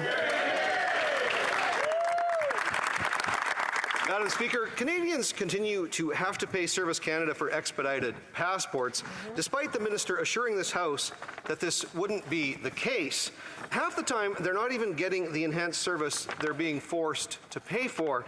This directive first came out weeks ago, and yet it's still not being implemented. If the minister's department doesn't respect her enough to follow her directives, how does she ever expect to clear the backlog? The honourable minister. Thank you, Madam Speaker, and I'd like to thank the honourable member for his question. As he and as many Canadians know, after 2 years of travel restrictions in this pandemic, there is an unprecedented backlog of applications both in Canada and around the world. And this has led to delays in processing and issuance. But the minister has been adamant with the department to address the situation and improve service, and we continue to do so on a day-to-day basis because the situation is not acceptable. Canadians need their documents. We will keep Canadians informed about additional measures as we take them and encourage people to plan ahead to ensure that they have passports planned before booking. But I'd like to also emphasize that those who... For Red Deer-Lacombe. Madam Speaker, Passport Canada's narrow definition of need for expediting a passport is very troublesome. If a person has an upcoming ticket to Disney World, they can get an expedited passport. If someone is pleading to expedite their passport so they can fly to say goodbye to their dying parent, or go to Europe to help their scared elderly mother escape from Ukraine, well, that isn't really an urgent need according to Passport Canada. So if the minister can't be competent, can she at least try to be compassionate? Honourable Parliamentary Secretary to the Minister of Families, Children and Social Development. Thank you, Madam Speaker, and thank you for the member for his additional question. I'd like to be clear that those clients and those Canadians who are in need for humanitarian reasons or other compassionate purposes, for critical illness or other emergencies to travel, whether it's the death of another person, they can obtain a passport within 2 business days with proof of travel or need. And this standard is being pressed upon and upheld from coast to coast to coast at every Passport Canada counter across this country. Thank you, Madam Speaker. L'honorable député de Louis Saint-Laurent. The honourable member for Louis Saint-Laurent. Madam Speaker, yesterday, the Deputy Prime Minister and Minister of Finance chose Toronto to make an announcement to give Canadians hope about inflation. But unfortunately, once again, the Minister of Finance showed that she's completely disconnected from Canadians' reality. She didn't make any new announcement, just re-announcements. So I have a question. Why does this Liberal government refuse to help Canadian families by lowering taxes? The Honourable Parliamentary Secretary to the Minister of Tourism. Well, there's a simple answer. We have lowered taxes on the middle class, whereas the Conservatives voted against that. It's unacceptable that today The Conservatives are asking us to do what they refused to do a few years ago. Yesterday, the Deputy Prime Minister announced our plan to support Canadians during this period of inflation and cost of living increase. It's a serious plan, whereas the Conservatives have nothing to propose. The Honourable Member for Louis Saint-Laurent.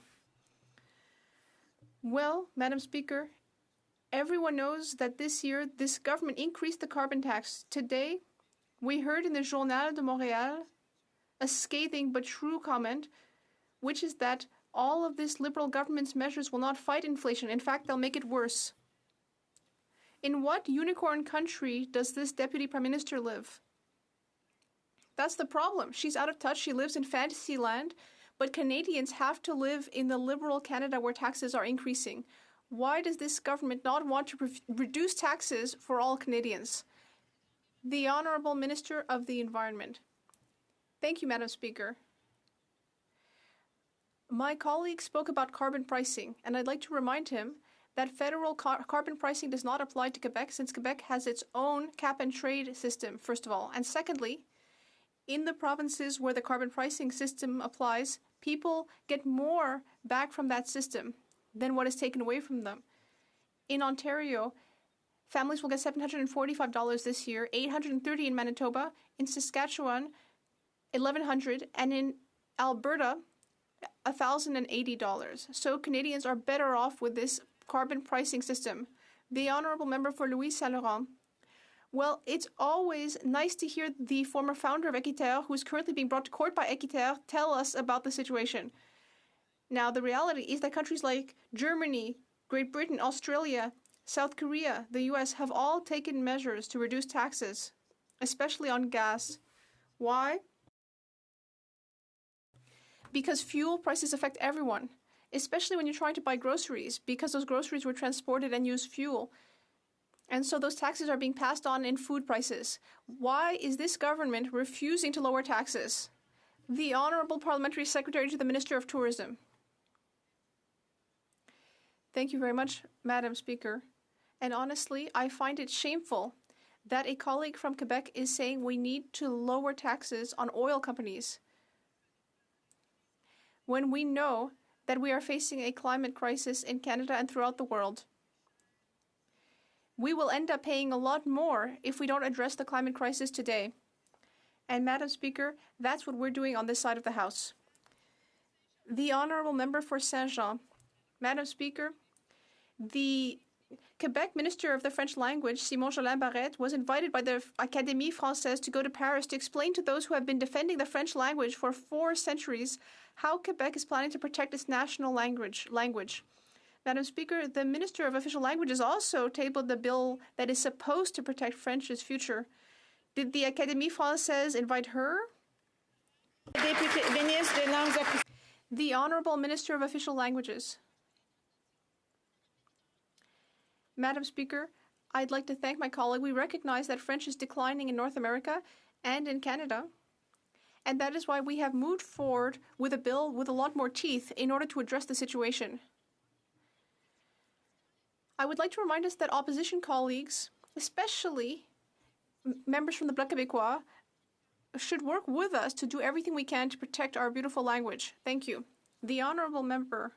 I'll take that as a no, Madam Speaker. And that's probably because Bill C-13 does not protect French in Quebec.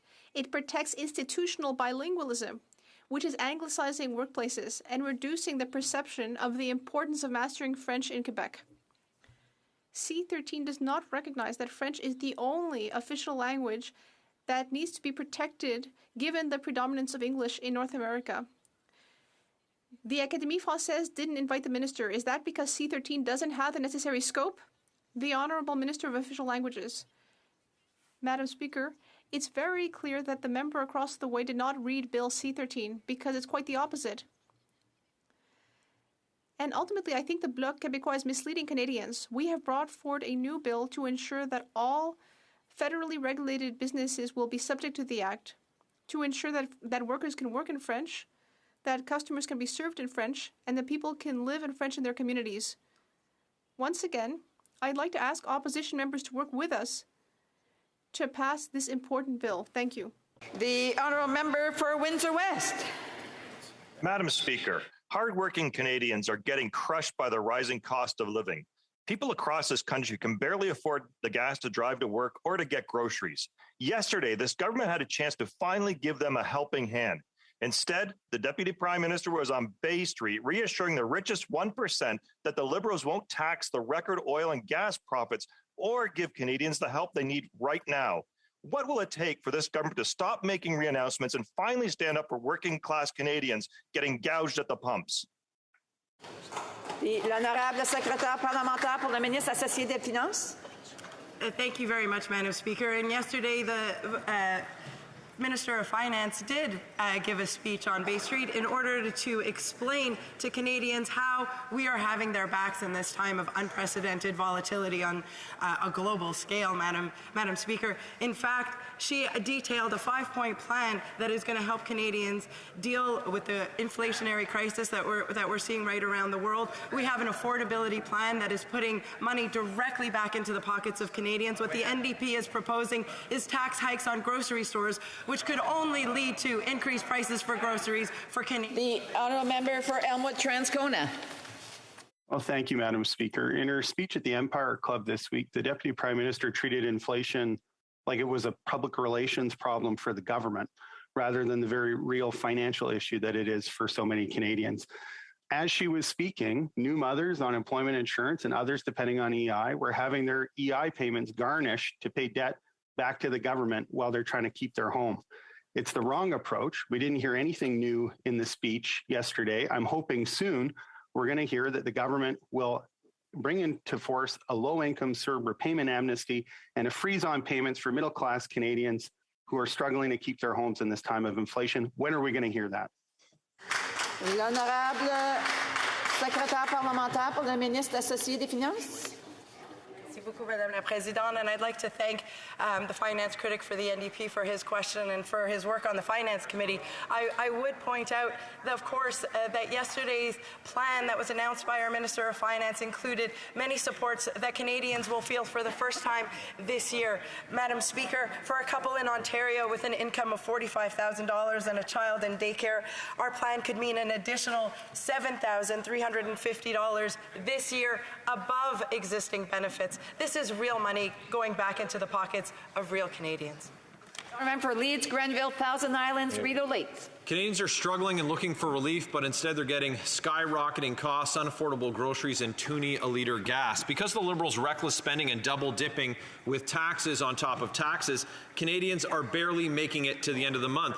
And just like George Costanza, these Liberals will keep dipping as they see fit. It's disgusting. When will the Liberals stop double dipping in Canadians' pockets and give us some relief? The Honourable Parliamentary Secretary. Mr. Speaker, the Conservatives are making jokes about a very serious situation. Maybe the honourable member saw what happened this week with cryptocurrency. That's the type of economic policy that's coming from the Conservative Party these days, Madam Speaker. Do the Conservatives not agree that a 50% reduction in childcare this year is real savings for Canadian families? Do they not believe that $2,400 in the pockets of a family of 3 through the Canada Workers Benefit is real money in the pockets of Canadian workers? They should know that. They voted against all of these measures. That's right. Yeah, there's a lot of chatting going back and forth here, and I would just ask those members that they're not being recognized for questions or for replying, so I would ask them to hold on to their thoughts. The honourable member for Leeds, Grenville, Thousand Islands, Rideau Lakes. The parliamentary secretary talks about jokes. What's a joke was yesterday the minister stood in this house when I talked about rising costs and talked about history with things that happened 10 years ago when it was her government, when it was that minister's department who approved $93,000 in champagne and caviar for government officials while Canadians can't afford to heat their homes or to feed their families. It's a failed approach that they've doubled down on time and time again. So really, if anyone's laughing, we can't hear them because the joke is on that side of the house. It might come as a surprise to them, but just like budgets, gas prices, grocery bills, they won't balance themselves. Will the Liberals cut taxes for Canadians? The Parliamentary Secretary. Madam Madam Speaker, we did cut taxes for Canadians, and the Conservatives voted against it. Thank goodness that there was other support in this House to ensure that Canadians would see a reduction in their taxes, Madam Speaker. And when it comes to supporting Canadians, we will continue to put in place the measures that put money directly back into the pockets of Canadians. I'm thinking of a one-time payment for all Canadians having trouble finding low-income housing. That's coming into effect this year, Madam Speaker. We also have a reduction in childcare costs of up to 50% this year. Real money back into the pockets of real Canadians. The honourable member for Central Okanagan, Similkameen Nicola. ABS. That's right, Madam Speaker. ABS. When buying a vehicle, ABS stands for Automatic Braking System. When your vehicle senses an impending danger, it brakes immediately. But Canadians have no such braking system when it comes to our finances. In fact, we have the opposite. This finance minister has a different take on ABS. Always be spending, always be spending. Will she order an immediate pause to all discretionary spending to fight inflation, or does their blood pact with the NDP forbid any of that? The Honourable Parliamentary Secretary. Madam Speaker, the Conservatives are changing their tone by day. Yesterday, the member was accusing us of not spending more money in order to support Canadians, and today he's saying that we're spending too much. Well, which is it, Madam Speaker? What we have done is ensure that over the course of the last several months and years, our budgetary planning would ensure that we would be there for Canadians. Order. I'm sure that the honourable members, the opposition party, would want to hear, and there's going back and forth on both sides. I'm sure that everyone would like to hear what the Honourable Parliamentary Secretary is saying, because I'm sure that they may have a follow-up question. So the Honourable Parliamentary Secretary can restart. Thank you, Madam Speaker. And as I was saying, they're changing their story by day. Yesterday, the honourable member was accusing our government of not adding new spending into the economy in order to support Canadians, and today he's saying we're spending too much. In fact, Moody's, S&P, all of the credit agencies have reconfirmed our AAA credit rating. The spending that the minister put forward yesterday was included in our fiscal framework. We are there for Canadians while ensuring we don't add fuel to the fire and continue the inflationary spiral. Thank you, Madam Speaker. Member for Central Okanagan, Similkameen Nicola. That member's just plain wrong, and I see where she gets it from. The Minister of Finance has gotten inflation wrong at every turn. Right. She said deflation was the concern. Wrong. Then it was transitory. Wrong. Now she has a so-called affordability plan, which only includes, you guessed it, Madam Speaker, more spending. Stephen Gordon is an economist at Laval and has said now is not the time for increased spending, as it only pours fuel on the inflationary fire. Instead, she could reduce discretionary spending, stop the Morneau escalator on user fees, give Canadians a break at the pumps. Will she listen to Conservatives and start fighting inflation? Or does she, just like her Prime Minister, just love spending too much? The Honourable Parliamentary Secretary. Madam Speaker, all of the experts agree what we have presented is a very fiscally responsible budget. In April, S&P and Moody's have reconfirmed our AAA credit rating. Our debt-to-GDP ratio continues to consistently go down, Madam Speaker, and our economic forecast is absolutely incredible. Experts are predicting that this year and next year, Canada will have the highest and fastest growth among G7 countries. Madam Speaker, we will continue to create jobs and ensure strong economic growth. I remember Calgary, Rocky Ridge.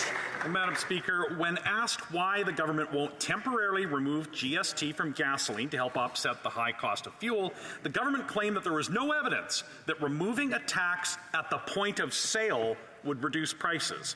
They even called the suggestion a subsidy for industry. Madam Speaker, is this government so economically illiterate that it actually thinks that removing a tax on consumers is an industry subsidy? The Honourable Parliamentary Secretary. Madam Speaker, that the way that the GST is administered in this country is that we impose it on the company, in this case the oil company, and that they pass it on to consumers. What I have been explaining is that there is no certainty that oil companies will pass that savings directly. Oh. I apologize. I would just ask members to keep whatever they have to think about in their head until it's time for them to ask a question. And I don't think that comment was very respectful at all. So I appreciate the honourable member saying that he's sorry, but again, I would just remind members to maybe just hold off to their thoughts and comments until it's their turn to ask a question. The honourable member for the honourable parliamentary secretary. Madam Speaker, I would just say that so far all of the Conservatives have been proposing when it comes to economic policy is either a tax cut for oil companies or an elimination of certain tariffs that we've imposed on Russia, Madam Speaker. This is not serious economic policy. What we have proposed is... Again, you know, I think others are trying to weigh in on the response, and I would just ask them to wait. The honourable member for Charleswood, St. James, and Sydney-Boy-Headingley. Gas prices, food prices, home prices. You know what they all have in common, Madam Speaker? They're all going up, way up. You know what else is going way up, Madam Speaker? Government revenues from the massive taxes they collect on those things. While the Liberal cabinet is flush with cash, kitchen cabinets are looking pretty bare. Will the Prime Minister finally wake up, have just a little compassion for those who are struggling, and give Canadians a tax break so that they can at least afford to put food on the table? L'honorable secrétaire parlementaire. Thank you, Madam Speaker. And I agree with the member opposite. Canadians are feeling it. They're feeling increased prices at the grocery store and at the pump, which is why, as prices are increasing, so are our benefits. Many, if not all of our important benefits supporting Canadians right now are indexed to inflation, which means that they will continue to increase as inflation increases. Also increasing this year, Madam Speaker, is our support for seniors with the old age security benefit. Also increasing, Madam Speaker, is the Canadian workers benefit, and I could go on and on. Thank you. The honourable member for Joliette. Madam Speaker, yesterday we were looking forward to hearing the Minister of Finance detail her plan to help people and businesses to face inflation, but we were disappointed. There is no increase to GST for the most vulnerable, no monthly payments, nothing for industries affected by the price of fuel like trucking, agriculture, or taxis, no increase in OAS for people under 75, nothing about the labour shortage. The Minister just repeated measures that were already announced in the budget. Why did she show up empty-handed when people are struggling? The Honourable Parliamentary Secretary. Thank you, Madam Speaker. I appreciate the question posed by my colleague. What was announced yesterday is very important. It's a plan that will support Canadians who are facing an increase in the cost of living. Whether with an increase in the Canada Workers' Benefit or an increase in old age security, as well as one-time payments for Canadians who are having trouble finding affordable housing. This is a real plan which is not pouring more oil on the fire and which is managing our economy properly here in Canada. The honourable member, no, it was re-announcements, Madam Speaker. No one in this government is listening to Quebecers. Ever since the Minister of Finance seems to have become Prime Minister and Minister of Foreign Affairs all at the same time, there's no one left to move forward files that affect businesses and people. The fact that the minister is wearing 3 hats and doesn't want to delegate to her colleagues means that this government just doesn't understand what's happening on the ground. Does anyone in this government realize that inflation is a real problem with real consequences and that we need a response now, not in 6 months? The Honourable Parliamentary Secretary. Madam Speaker, the Bloc Québécois is accusing us of making re-announcements. Is it proposing that we pour more oil on the fire and spend billions of dollars now at a time when inflation is the problem? We have already spent $300 billion during the pandemic in order to help Canadians. This is not the time to spend more. What we did yesterday was explain everything that we've put in place, for example, in the April budget, to help Canadians this year. Stormont Dundas, South Glengarry. The chaos at Passport Canada and Service Canada is past being temporary, and it's worse than ever. The lawn chair lineups are now starting at 4 a.m., 3 a.m., 1 a.m. in many cities. And our office is handling dozens of transfer requests alone each and every day of people going to leave the country in the next day or two, still haven't got their passport despite applying months ago. Each time you call, you're on hold for a minimum of 2 to 3 hours. The chaos never had to happen in the first place, and each time the Liberals offer a remedy, we get longer lines and longer phone call delays. Can the Liberals even admit what their actual service standard is now, or are they too afraid to tell Canadians? The Honourable Parliamentary Secretary to the Minister of Families, Children and Social Development. Thank you, Madam Speaker, and thank you, the member, for his question. Madam Speaker, since December, Service Canada and our passport agents have been preparing for what we have now. The surge is unprecedented, and we continue to work through the process.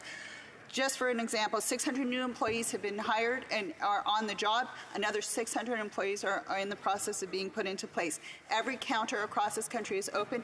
We know there are long lines, and that's why Service Canada agents are going through those lines, checking their passport travel plans, making sure that seniors, those who have children, those who have work times, are being accommodated within 2 business days for immediate travel. Thank you. L'honorable député de Beauce. The honourable member for Beauce. Madam Speaker, let's talk about these additional employees. People are waiting 9 weeks for a passport. 9 weeks. So if someone asks for a passport today, they might get the document mid-August if they're lucky. Now the minister says she hired 600 people and 600 more soon. Madam Speaker, we are facing a labour shortage. Businesses in my region are having trouble finding even one person. And the minister is trying to tell us that she can find 1,200 people in the blink of an eye? When will the minister take immediate action to fix this unprecedented crisis? The Honourable Parliamentary Secretary. Thank you, Madam Speaker, and thank you, the member, for his question. Madam Speaker, as I've mentioned before, additional processing facilities have been opened, initial staff have been hired, but this is not unprecedented just here in Canada, it's around the world. Wait times in countries like Australia, the UK, and elsewhere are anywhere between 9 to 11 weeks for expedited passports. Here, we are meeting the challenge of Canadians both in the lines and in our application process to make sure that those who have immediate travel needs are being addressed so that they can get on their way. Thank you, Madam Speaker. Honourable Member for Pitt Meadows, Maple Ridge. Madam Speaker, my staff tell me that the passport backlog is an absolute horror show. People are crying and freaking out when they call us, distressed and about ready to lose thousands of dollars for money to spend for upcoming trips. In committee, the minister responsible for Passport Canada said, "Have thou no fear. MPs have a direct hotline to passport services."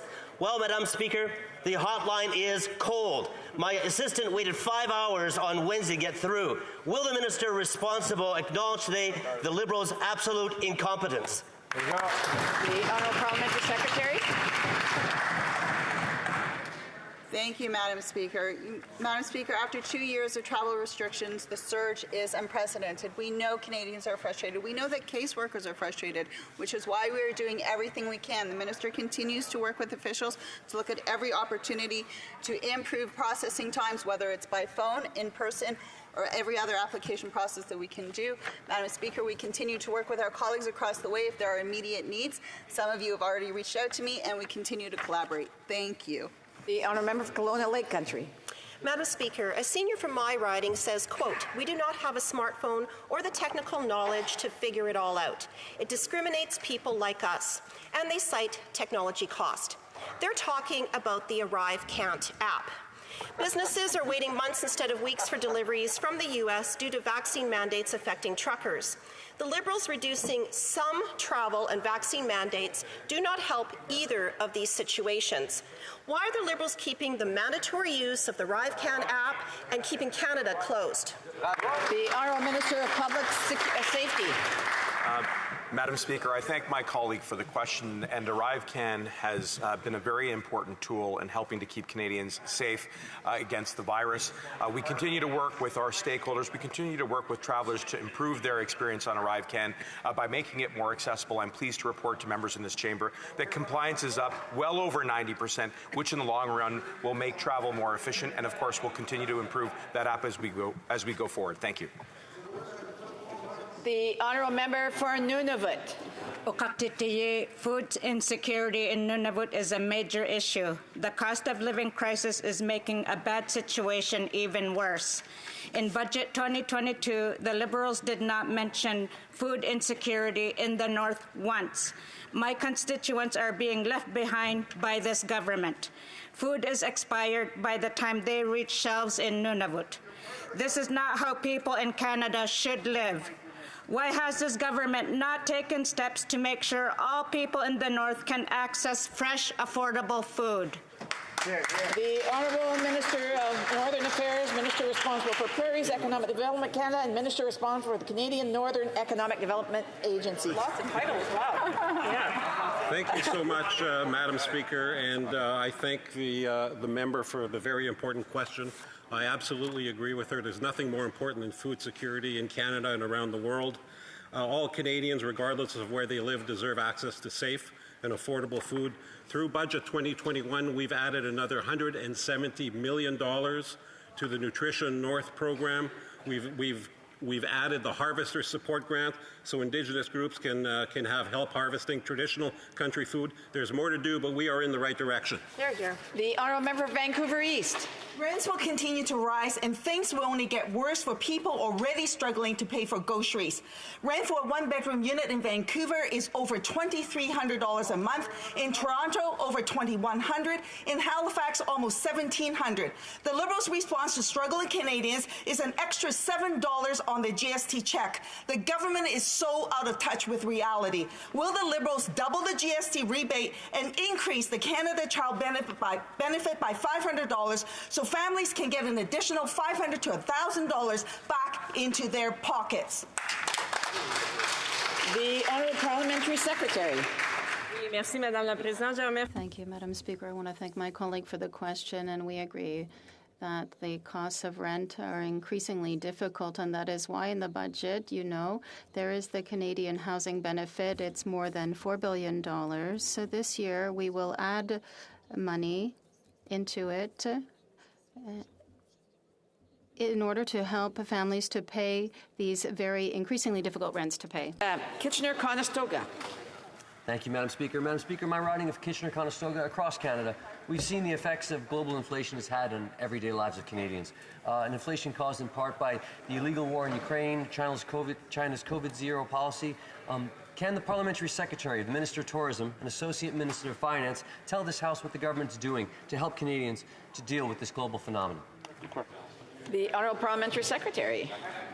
Madam Speaker, just yesterday the Minister of Finance released our affordability plan in order to tackle exactly what my colleague is addressing, and that is the increased cost of living.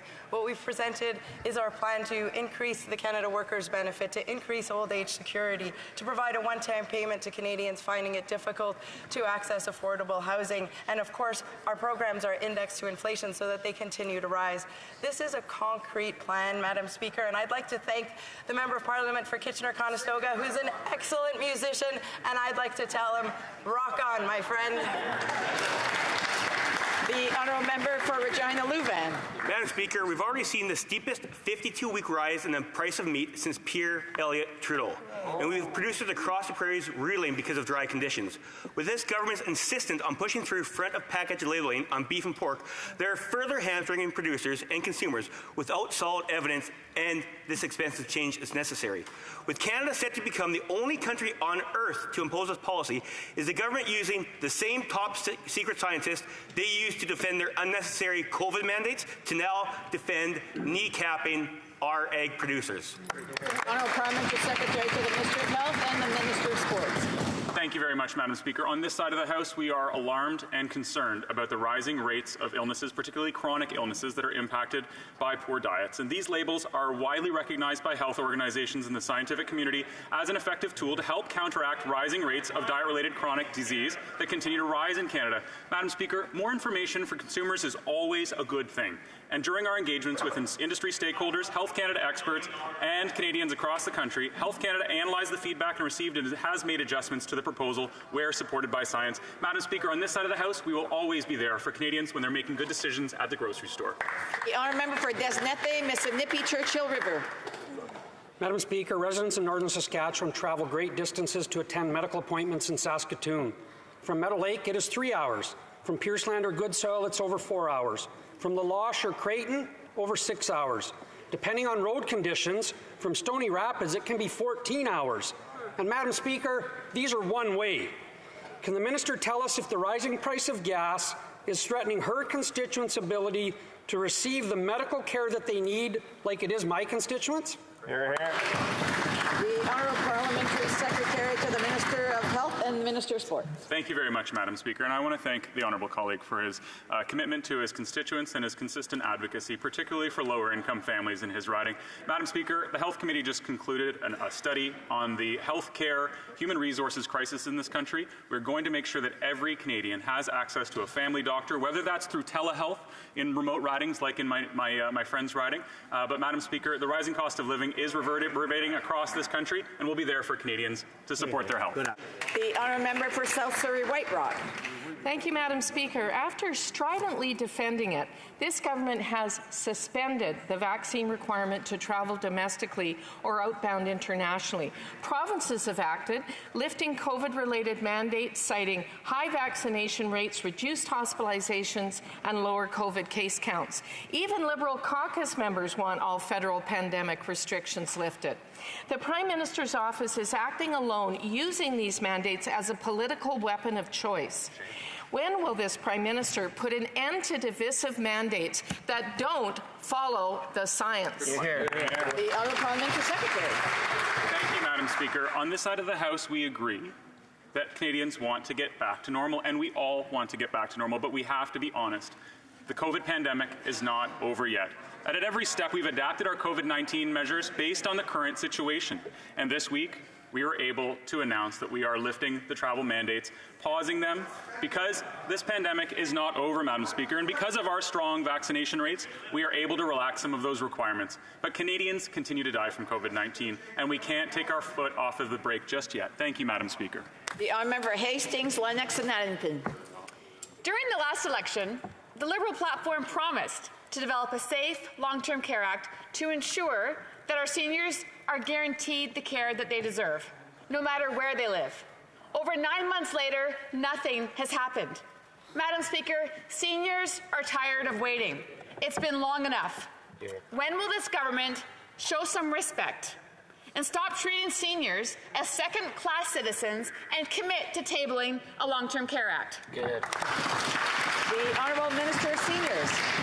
Madam Speaker, this pandemic continues to highlight the challenges in long-term care, including gaps in infection prevention and staffing. I personally, Madam Speaker, have seen these challenges on the front lines as a nurse. Madam Speaker, our government has made significant investments, including $4 billion through provinces and territories to improve the standard of care in those facilities. And Madam Speaker, I'd like to remind the member opposite that actually her party voted against the measure when we put it in the fall economic statement.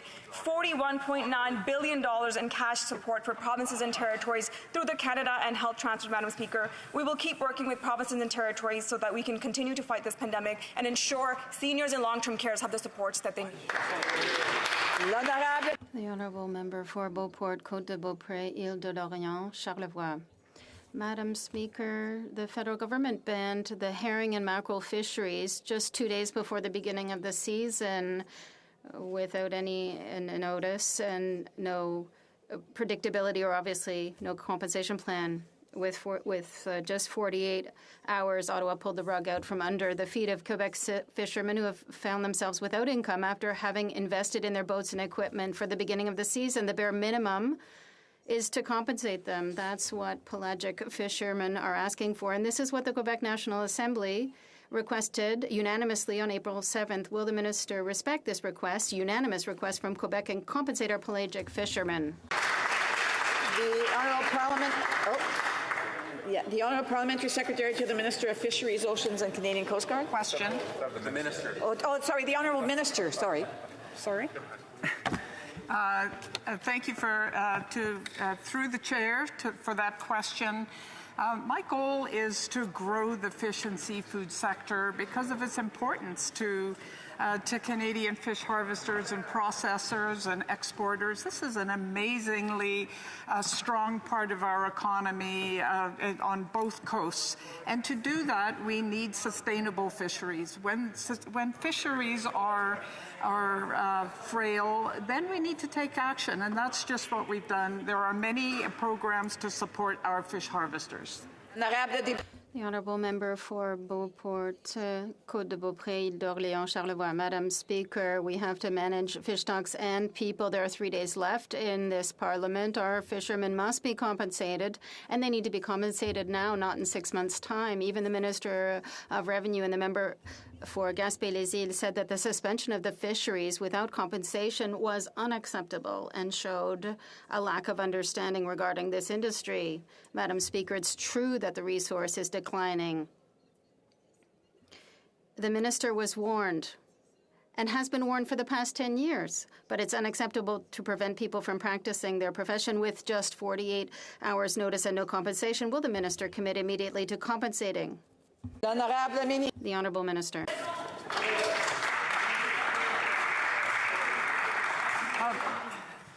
Madam Speaker, I understand the difficulties for fish harvesters when stocks in some years are abundant and there is a lot of opportunity to fish them, and in other years and other stocks the abundance is just not there and we need to close down the fisheries.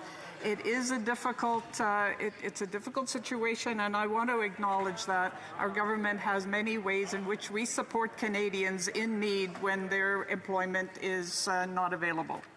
The Honourable for Lanark, Frontenac, Kingston. Thank you, Madam Speaker. My question is for the Public Safety Minister. Just before the pandemic, I met with his predecessor on the subject of placing defibrillators into every RCMP cruiser. He agreed with me that this would save 300 lives per year, and he expressed personal pride at the fact that earlier in his career, he had placed defibrillators in every City of Toronto police cruiser. Could the current minister advise the House as to whether RCMP cruisers have been receiving defibrillators since the time of this conversation? The Honourable Minister of Public Safety. Thank you, Madam Speaker, and I want to thank my colleague for the question. Of course, over the past number of years, we've invested hundreds of millions of dollars to provide the RCMP with the tools and the equipment they need, not only to keep Canadians safe, but obviously to ensure that our frontline officers are safe, and we'll continue to make those investments. And of course, going forward, we certainly hope that Conservatives will support the investments which are in Budget 2022 to achieve many of those goals, and I look forward to continuing to speak with my colleague on the specific issue he raised. Thank you. The Honourable Member for Peterborough-Karwatha. Madam Speaker, last week I spent an hour on the streets with a young woman who was passed out, and she was in danger of getting hit by any car. I couldn't call paramedics because she wasn't in medical distress, and they couldn't take her to the hospital because they don't have room for her.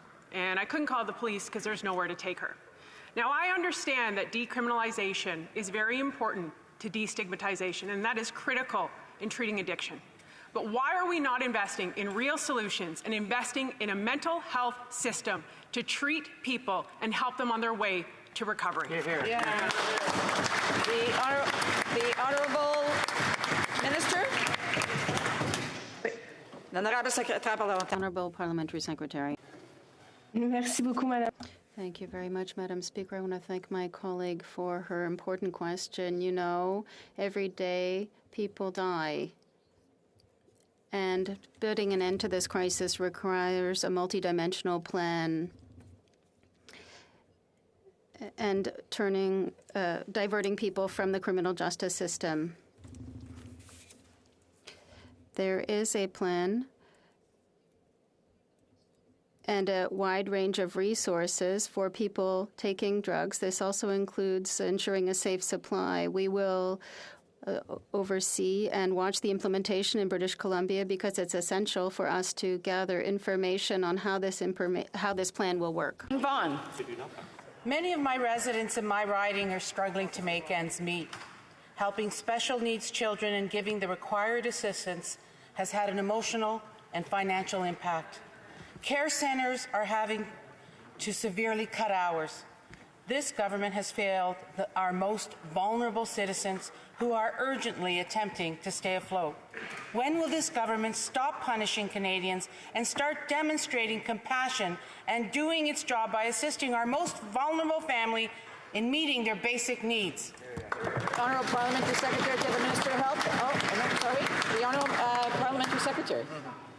Thank you, Madam Speaker. Since 2015, we have taken historic steps towards building a barrier-free Canada. In addition to the $112 million from Budget 2021, with Budget 2022, we are investing nearly $300 million in disability inclusion, including an employment strategy for persons with disabilities and funding to support the creation of materials for persons with print disabilities. Moving forward, we are committed to implementing the Disability Inclusion Action Plan, which will establish a robust employment strategy, enhance eligibility for government disability programs and benefits, introducing the Canada Disability Benefit Act to address poverty among Canadians with disabilities. We all benefit when everyone participates equally in society. Thank you, Madam Speaker. The Honourable Member for Châteauguay-Lécoq. Thank you, Madam Speaker. 1 in 3 Canadians say that their mental health has gotten worse because of the pandemic. While many Canadians are struggling with mental health issues, some groups have been disproportionately affected in Canada. Can the Parliamentary Secretary to the Minister of Mental Health and Addictions please inform this House of the announcement she made with the Red Cross concerning the work of community organizations across the country? The Honourable Minister. Pas encore, Madame la Présidente. Thank you. I thank my colleague for that important question, which allows me to reaffirm that good mental health will always be a priority for our government. The funding will not only improve the resilience of communities across Canada, but also help those whose mental health has been most affected by the pandemic. Yesterday, I was pleased to announce that our government will provide $10 million in funding to the Canadian Red Cross in order to support mental health programs as we work to build a resilient recovery. The funding announced is part of the $100 million investment set out in the 2021 budget to support people the most affected by the COVID-19 pandemic. Thank you, Madam Speaker. West. Madam Speaker, the Liberals continue to fail Canadians on transparency. Official complaints on the access to information requests are up 71%. The Treasury Board has delayed their ATIP review for years, and the government continues to keep most of their ATIP staff at home, yet somehow managed to pay over $36 million to private consultants to process information requests, including over $300,000 for one single request. Has this government given up on open by default and replaced it with incompetent by default? The Honourable Parliamentary Secretary. Thank you, Madam Speaker. The member know that we are the first government to update the Access to Information Act in 34 years. We gave the Information Commissioner order-making power. We've waived all fees beyond the $5 fee. We have put into law a system for proactive disclosure of so much information that can be more easily released to Canadians. Madam Speaker, we're very proud of what we've done with the Access to Information Act. The Honourable Member for Calgary West. Department documents reveal that Pakistan's Chief of the Army Staff, General Qamar Javed Bajwa, had a visit to Canada approved for a $50,000 taxpayer-covered trip in 2020 that was cancelled thanks to COVID-19. General Bajwa has been accused of toppling 2 governments in Pakistan. The military under his command has been involved in human rights abuses, extrajudicial killings, and has links to terror groups. An assistant deputy minister called this visit, quote, appropriate. Does the Defence Minister share the same opinion that a $50,000 trip to Canada was appropriate for General Bajwa? Wow. The Honourable Minister. Thank you, Madam Speaker. I would concur with the member opposite. This situation is not appropriate. I am unaware of this current situation. I'd be happy to speak with the member opposite when I get further details. Thank you. The honourable member for Coast Bay Central Notre Dame.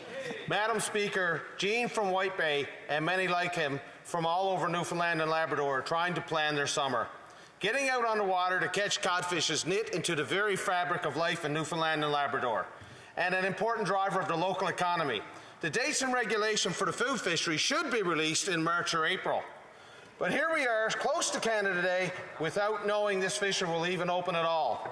Given this is come home year, and the government is already 2 months behind on this announcement, will the minister show some respect and release the dates and regulations for the food fishery immediately? The Honourable Minister of Fisheries, Oceans and Canadian Coast Guard. Well, thank you, Madam Speaker. And I appreciate the work of fish harvesters and fish processors from coast to coast in this country. We make all our decisions on fish allocations based on science and in consultation with the harvesters and others. We are preparing decisions on this fishery, and they will be released soon. The Honourable Member for Sudbury. Thank you, Madam Speaker. Critical minerals are essential building blocks of the green digital economy of tomorrow. Earlier this week, the Minister of Natural Resources went to the PDAC, the world's largest mining conference, to position Canada as a global leader in sustainable mineral development and green mining innovation. Could the Parliamentary Secretary to the Minister of Natural Resources please update the House on the work regarding Canada's critical minerals strategy? L'honorable secrétaire parlementaire. The Honourable Parliamentary Secretary. I want to thank the member for all of her hard work working with mines. We know there's no energy transition without critical minerals, and they represent an important economic opportunity for our country. That's why our government is working on a critical minerals strategy, and this week we released our discussion paper to inform the development of that strategy. Canadians will be able to have their say in the development of Canada's critical minerals strategy and how it can achieve its objectives. Our goal is to develop an end-to-end value chain from exploration, mining, refining, processing to manufacturing and recycling. I appreciate all of the hard work from the member. Hear, hear. Okay. The Honourable Member for Port Moody, Coquitlam. Thank you, Madam Speaker. Canada has an equity problem. The Canadian Climate Institute reports the Liberals are failing again to deliver needed infrastructure in the north. Decades of underfunding means people don't have the tools to face wildfires, floods, and other extreme weather. Most Indigenous and northern communities already lack access to safe drinking water, adequate housing, and reliable roads. That is not fair.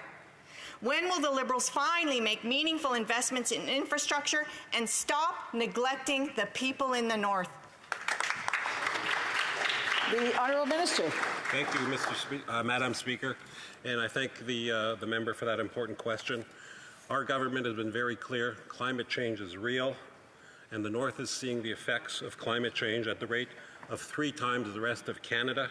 We are working with Northerners, with industry, with Indigenous partners, with territorial and provincial partners to support the development of knowledge and tools to adapt to the impacts of climate change and to reduce reliance on diesel in the north by shifting to renewable sources of energy. Thank you. Hear, hear. And that brings us to the end of question period this Friday. If you're exiting, I would just ask you to exit quietly. We have a point of order. The Honourable Member for Calgary-Shepherd. Madam Speaker, just out of question period, the Parliamentary Secretary, I take his explanation that I should provide him with the aid to amend to the House. So I'm seeking unanimous consent of the House to table the access to information requests with the information regarding General Bajwa and the trip to Canada of $50,000 that was to be approved. Opposed to the Honourable Member moving the motion will please say nay. Nay. The House has heard the terms of the motion. All those opposed of the motion will please say nay. Nay. No. Tabling of documents. Spectators of the day. Tabling of documents. The Honourable Parliamentary Secretary of the Government House Leader. Madam Speaker, pursuant to Standing Order 36.8a, I have the honour to table in both official languages the government's responses to 6 petitions. These returns will be tabled in an electronic format.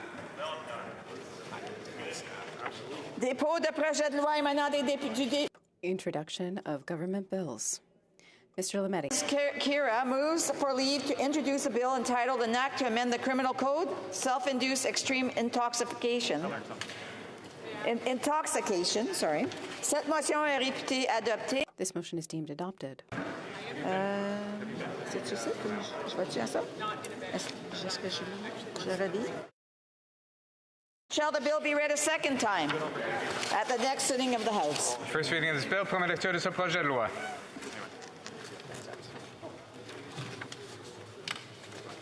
Statements by ministers. Reports from interparliamentary delegations. Presenting reports from committees. The honourable member for Brampton South.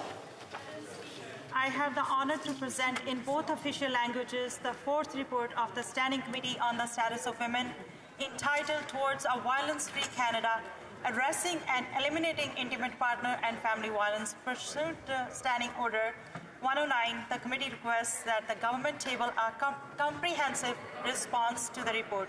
I would like to thank our clerk, Alexi Labal, analyst Claire Annett, and Dominic Monopetti, our hard-working translation team and staff, as well all members of the committee. Everyone worked tirelessly on this study and on the report. I want to especially thank the witnesses who appeared and submitted briefs. Talking about intimate partner violence is not easy, but it's critical to build a violence-free Canada. Thank you. Dépôt de projet de loi émanant des députés. Introduction of private members' bills. Arnold, seconded by Mr. Caputo, moves for leave to introduce a bill entitled An Act to Amend the Criminal Code and to make consequential amendments to other acts. Child sexual abuse material. This motion is deemed adopted. The honourable member for North Okanagan Shuswap.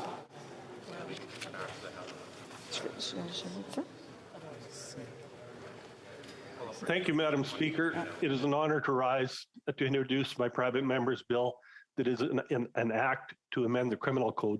First, I want to thank the bill's author and seconder, the member from Kamloops, Thompson, Caribou. The private member's draw resulted in my name being drawn much earlier than the member from Kamloops, Thompson, Caribou. So we agreed to use my earlier draw to get this bill tabled and hopefully passed in Parliament. My honorable colleague's experience as a prosecutor brought to light the issue of how the criminal code uses the term child pornography. The term child pornography sanitizes what children go through having never given consent. Child victims will have their victimization live on in perpetuity, and the words used in the criminal code must reflect the seriousness of this so it is correctly understood within and throughout the judicial system. This is a simple but necessary bill. It simply changes the name of child pornography to child sexual abuse material. That is all. Words matter. Pornography is used to describe media depicting or describing consenting adults. Children can never consent to sexual activity with adults. That is why any sexualized depiction of children must be called what it is, abuse. I call on all members of this House to support the prompt passing of this bill. Thank you, Madam Chair. Mr. Arnold, seconded by Mr. Caputo, moves that the bill be now read a first time and be printed. This motion is deemed adopted. Reading of this bill. Première lecture de ce projet de loi. When shall the bill be read a second time? Now. At the next sitting of the House. Introduction of private members' bills. Monsieur Julien, appuyé par Mr. Julian, seconded by Mr. Green, requests permission to table a bill entitled An Act Respecting Transparency for Online Algorithms. This motion is deemed adopted. The honourable member for New Westminster Burnaby. Seconder, the member for Hamilton Centre. Today I'm tabling an important bill, an act respecting transparency for online algorithms. The purpose of this bill is to ensure that online platforms don't use algorithms and personal information to discriminate against anyone. This legislation is particularly timely because we've seen during this pandemic there's been an unprecedented rise in online hate, disinformation, and right-wing extremism. For years, online platforms have been using algorithms to discriminate, to make predictions or decisions about a user, and to direct information by amplifying or promoting content to that user. The Online Algorithm Transparency Act requires transparency and accountability in all algorithms that are used. Other jurisdictions, such as the United Kingdom, European Union, and New Zealand, are looking at implementing similar legislation. And of course, Senator Ed Markey has sponsored a landmark bill in the U.S. Senate. Anti-hate organizations are also calling for algorithm transparency. I'm urging all members of Canada, all members of Parliament, to support this important legislation. Monsieur Julien, appuyé par Monsieur Green, propose que Mr. Julien, seconded by Mr. Green, moves that this bill be now read a first time and printed. This motion is deemed adopted. First reading of the bill. When shall this bill be read a second time? At the next sitting of the House. Introductions of private members' bills. Mr. Erskine, seconded by Mrs. Atwin, moves for leave to introduce a bill entitled An Act Respecting Pandemic Prevention and Preparedness. This motion is deemed adopted. The honourable member for Beaches East York. Thanks, Madam Speaker. I'm introducing the Pandemic Prevention and Preparedness Act because the last 2 years have been impossibly hard for all of us. The costs of prevention and preparedness are insignificant in comparison to the significant human and economic costs of a pandemic, and the purpose of this act is to prevent the risk of and prepare for future pandemics and to promote transparency and accountability towards that goal. Specifically, the bill requires the health minister collaborating with other ministers, other levels of government, and Indigenous communities to develop a pandemic prevention and preparedness plan and to table an updated plan in Parliament on a regular basis. There are factors that the minister will have to consider in the course of that plan, and those factors are informed by UNIP, IPBIS, the independent panel, and other experts. The minister will also have to establish an advisory committee to review and learn the lessons of our COVID response and to appoint a national pandemic prevention and preparedness coordinator. We need to do all that we can to prevent and prepare for future pandemics, and this bill will ensure that that obligation remains in focus for any future government in the years ahead. Thanks, Madam Speaker. Mr. Erskine Smith, seconded by Mrs. Atwin, moves that the bill be now read a first time and be printed. The motion is deemed adopted. Reading of this bill, premier lecteur de ce projet de loi. When shall the bill be read a second time? At the next sitting of the House. Introduction of private members' bills. Mr. Patzer, seconded by Mr. Moranci, moves that Morantz moves for leave to introduce a bill entitled An Act to Amend the Copyright Act. Interoperability. The motion is deemed adopted. The honourable member for Cypress Hills Grasslands. Today I'm here in support of Canadian consumers as well as the countless innovators who work in our industry across the country. This bill provides a clear and limited exemption to consumers and product innovators who simply wish to enable their device or machinery to interoperate with other equipment, as they were once able to do. Right now, they run into a problem with doing that under the Copyright Act. Section 41 was passed back in 2012 to legally enforce technological protection measures. But 10 years later, technology has changed a lot, and we see a much different landscape for the types of products available. Many devices and machinery now include software, and that's how some companies try to block interoperability for their users and small competitors alike. And I've seen firsthand how this issue plays out with our farmers and our manufacturers. But interoperability is important for lots of other industries as well. There's a special business near Frontier, Saskatchewan called Honeybee Manufacturing. They're a short-line manufacturer of farm equipment, and I'd be happy to share their success story and we can discuss this bill in greater detail. But what I'll say for now is that they're a source of creativity and innovation in the field, and they're also the lifeblood that is keeping a small rural community alive. There are other stories like theirs, and there's no reason to shut them down. Canada has been the home of many remarkable advances. We should never discourage new ones from happening now or in the future. If we make a small adjustment in the law, Canadian creativity will do the rest. We can support consumers and innovators while upholding our copyright framework, and I hope all members will help in doing that. Thank you. Mr. Patzer, seconded by Mr. Morantz, moves that the bill be now read a first time and be printed. This motion is deemed adopted. Reading of this bill, premier lecteur de ce projet de loi. When shall the bill be read a second time? At the next sitting of the House. Introduction of private members' bills. Première lecture de projet de loi d'intérêt public émanant du Sénat. Monsieur Miller, seconded by Ms. Kira, moves that S10, an act to give effect to the Anishinaabeg Nation Governance Agreement to amend the Seychelles Indian Band Self-Government Act and the Yukon First Nation Self-Government Act, and to make related and consequential amendments to other acts, be now read a first time. This motion is deemed adopted. First reading of this bill, premier lecteur de ce projet de loi. Quand ce projet de loi sera-t-il When will this bill be read a second time? At the next sitting of the House. First reading of Senate public bills. Motion. Presenting petitions. L'honorable député de Shefford. Madame la Présidente. Madam Speaker, I am very pleased to rise today in this House to table 2 petitions on the same topic. Signed by citizens from throughout the country, this petition formally asks the Canadian government to significantly increase OAS for all seniors from 65 years of age so that they can receive $110 more per month. The petition states that the government is acting in a discriminatory fashion by increasing OAS only for seniors over 75.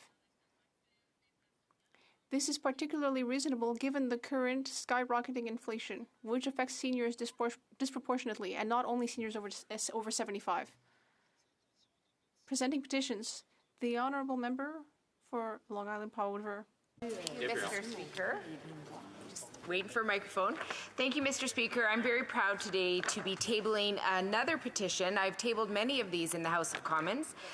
This petition is really from the members of the Powell River region who are very dedicated to their community, hatchery, and the incredible work that they do there. What these members are asking is that the Canadian government understand that they have not seen a single increase in any resources since 1982, and that makes it increasingly hard for them to carry out Pacific salmon enhancement, conservation, educational activities. And they really need to see an increase of resources to help them stabilize and support all the people who really rely on the Pacific salmon in our communities. They also are very concerned about the fact that there isn't proper representation of coastal communities by DFO staff, and that a lot of the work that they do are not supported meaningfully because there's just not enough staff from DFO. They appreciate the work that the staff do, but they recognize that so many more are needed to help protect the waterways of our region. Thank you so much, Mr. Speaker. L'honorable député de Victoria. Monsieur Poilier, c'est I rise to present 2 petitions. The first is on long-term care. Mr. Speaker, I rise to present a petition on behalf of Canadians who are concerned about conditions in for-profit long-term care, especially in light of the COVID-19 pandemic. The petitioners are calling on the government to research and support alternative and cooperative models of care. They are asking the government to consult and identify the types of multi-stakeholder co-ops that would ensure quality care and to implement this new model of care within 24 months of research completion. The second petition is on human rights and environmental due diligence. I'm presenting a petition on behalf of Canadians concerned that Canadian companies are contributing to human rights abuses and environmental damage around the world. The petitioners note that Indigenous people, women, and marginalized groups are disproportionately impacted. They call on the House to adopt human rights and environmental due diligence legislation that would require Canadian companies to prevent human rights abuses. That would also result in meaningful consequences for companies, and that would establish a legal right for people who have been harmed to seek justice in Canadian courts. Thank you, Mr. Speaker. Présentation de pétition. L'honorable député de Carleton. Merci beaucoup, Monsieur le Président. Les citoyens demandent. Thank you very much. Citizens are asking for the government to remove all federal restrictions on COVID-19 in order to reestablish personal and health freedoms. Mr. Speaker, Canadian provinces and businesses in various countries like the UK, Sweden, Denmark, Israel, and many others, these countries have raised all restrictions having to do with COVID-19. And the government says that this is based on science, but now we need to look at the fact that the government is admitting that it's safe to sit next to someone unvaccinated on a plane. And yet, it's also saying that a trucker alone in their truck, they're saying it's dangerous for that trucker to cross the border being unvaccinated. It's ridiculous. And I agree with people who have signed the petition. Oui, rappel au règlement. Point of order. Be a good time to remind members, including seasoned members, Mr. Speaker, that during petitions we're supposed to be presenting on behalf of those who have petitioned the government and Parliament, not to provide our own personal commentary on it, which is unfortunately what the member from Carleton strayed into. On that point of order. À mon avis, cela relève du débat. I think that's a point of debate. Okay. Mr. Speaker, members in this place present petitions to speak to the petitioners and to speak to all Canadians in presenting it. The member opposite raised what the Speaker just identified was a point of debate, and the Speaker said that it was a point of debate. And that's not my assertion, that's that of the Speaker. So, Mr. Speaker, in fairness to the member from Carleton, I would ask you to give him leave to represent his petition as it was interrupted by the parliamentary secretary to a member of the Senate. Je remercie l'honorable député de Leeds Grenville, Thousand Islands. I'd like to thank the member for his point of order. I'd like to remind all members in this House that when presenting petitions, we must present the petition and avoid giving a personal opinion on the petition. The honourable member for Carleton on the point of order.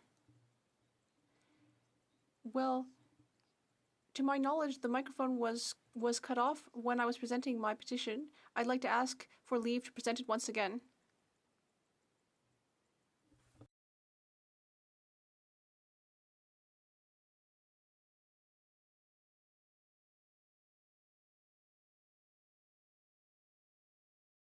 OK. Bon. Donc, on pourrait laisser 10 secondes. We could give the member 10 seconds to finish his petition. Mr. Speaker, I rise on behalf of citizens who have signed my petition regarding ending all COVID-19 restrictions and restrictions that affect freedoms for all Canadians. That is what people are asking for. That's also what science is asking for, as well as what other countries are doing. It's time to do that for all Canadians. It's time to end these restrictions. Not suspend them, but end them for everyone. Présentation de pétition. Une fois, deux fois. Going once, going twice. Presenting petitions. Question inscrite. Questions on the order paper. Donc, l'honorable secrétaire parlementaire du... The Honourable Parliamentary Secretary to the Government House Leader. Mr. Speaker, the following questions will be answered today, questions 533 and 538. Furthermore, Mr. Speaker, if the government's responses to questions 528 to 532 and 534 to 537 could be made orders for return, these orders would be tabled immediately. Plaît-il à la Chambre que les questions sous-mentionnées soient transférées? Does the House give leave for these questions to be made orders for return and tabled immediately? Yes, so ordered. Parlementaire. Finally, Mr. Speaker, I would ask that all remaining questions be allowed to stand. Donc, ordre du jour. Ordre émanant du gouvernement, projet de loi émanant du gouvernement commune, resume consideration of report stage of Bill C-11, the Online Streaming Act, and on the motions in group number 1. Donc, avant de passer à la période de... Before going to questions for the Honourable Member for New Westminster Burnaby, we have a point of order from the Honourable Member for Durham. Thank you, Mr. Speaker. I rise to seek support for a unanimous consent motion. Details on this motion have been provided to all members of Parliament. There's been discussions between the parties, and I would ask respectfully to my colleagues, given the subject matter dealing with people that sacrifice all for our country, this is something that stems from e-petition 3636 brought by MP from Churchill Kiwatnook Aski and from thousands of veterans of the Afghanistan war that I know all members of this chamber will at least want to be heard before you call the question to the House, Mr. Speaker. So I would ask for that courtesy as we're nearing the end of this session. Après beaucoup de recherche et consultation. After a great deal of research and consultation with all parties, I believe that if you seek it, you will find unanimous consent for the following motion. A, that Canadians are fortunate to enjoy peace, order, and good government, and that we must honour the service and sacrifice of our citizens who serve in the Canadian Armed Forces. B, that presently Canada has no independent review body to advise the government and the Chancellery of Honours with respect to errors or omissions related to military honours within the Canadian honours system. C, that the Canadian Victoria Cross, created in 1993, has never been awarded, including during the 12-year period of the Afghanistan War, where more than 40,000 Canadians served as part of the longest deployment in the history of the Canadian Armed Forces. D, that the organization Valor in the Presence of the Enemy, alongside the Afghanistan Veterans Association of Canada, the Royal Canadian Legion, and countless other veterans organizations, have asked for the Star of Military Valor awarded to Jess La Rochelle of North Bay, Ontario, be reconsidered for elevation to a Canadian Victoria Cross to recognize his tremendous valor in Afghanistan on October 14, 2006. E, que des milliers de Canadiens ont appuyé cette... E, that thousands of Canadians have supported this request for reconsideration, as evidenced through the 14,129 signatures for petition E3636 tabled by the Member of Parliament for Churchill-Kwartnagaski on May 19, 2022. F, that such reconsiderations for the Victoria Cross or the Medal of Honor have been and are being performed by our major allies in an independent fashion that also permits historic reconsideration for error or omission, including due to racism or bias in the past with regard to language, race, religion, or other form of intolerance of the era. And therefore, the House call for the creation of an independent Canadian advisory body with the specific mandate to review decisions made under the Directorate of Honours and Recognitions and its precursor bodies, where new evidence demonstrates that the reconsideration of a military honour is warranted to ensure that no error or omission was made. 1, that the advisory body be styled as the Military Honours Review Board. 2, that the board have at least 9 members, including but not limited to the Canadian Secretary to the Queen or designate of the Privy Council Office, a designate from the Department of National Defence, a designate from Veterans Affairs Canada, a designate from the Canadian War Museum, a designate from La Citadelle de Québec, a designate from the Royal Canadian Legion, a designate from Canadian Aboriginal Veterans and Serving Members Association, an Anglophone professor of military history from a Canadian university, and a Francophone professor of military history from a Canadian university. 3, que le Conseil et ses organisations... 3, that the board and its participant organizations or undertake to select designates that incorporate gender balance and diverse perspectives. 4, that the board meet at least twice annually to fulfill its function. 5, that the board consider requests for reconsideration referred by a committee of the House of Commons, a committee of the Senate, the Department of National Defence, Veterans Affairs Canada, or by reference from the Prime Minister's Office. 6, that the board be funded with staff researchers to support in administrative and reporting duties, including the administration of applications, examination of evidence provided by applicants, and providing recommendations to the board. Deploy a formal process for review, which would include the requirement that scholarly evidence be provided by applicants for consideration. 8, that the board advise the Chancellery of Honours at Rideau Hall and the Prime Minister's Office of their decision in each specific case, and that the decision be tabled in the House within 60 days of notice to Rideau Hall and the Prime Minister's Office, and that the Department of National Defence be instructed to amend the Canadian Forces Honour policy in accordance with the intent of this motion, including but not limited to 1, Chapter 1, Paragraph 26, and 2, Chapter 1, Paragraphs 75 to 76. Mr. Speaker, I ask that all members consider valor has no time limitation attached to it. So I hope we can do the right thing as a chamber before we rise and before we celebrate our country on Canada Day. Merci, Monsieur le Président. Que toutes celles et ceux qui s'opposent à ce que l'honorable député...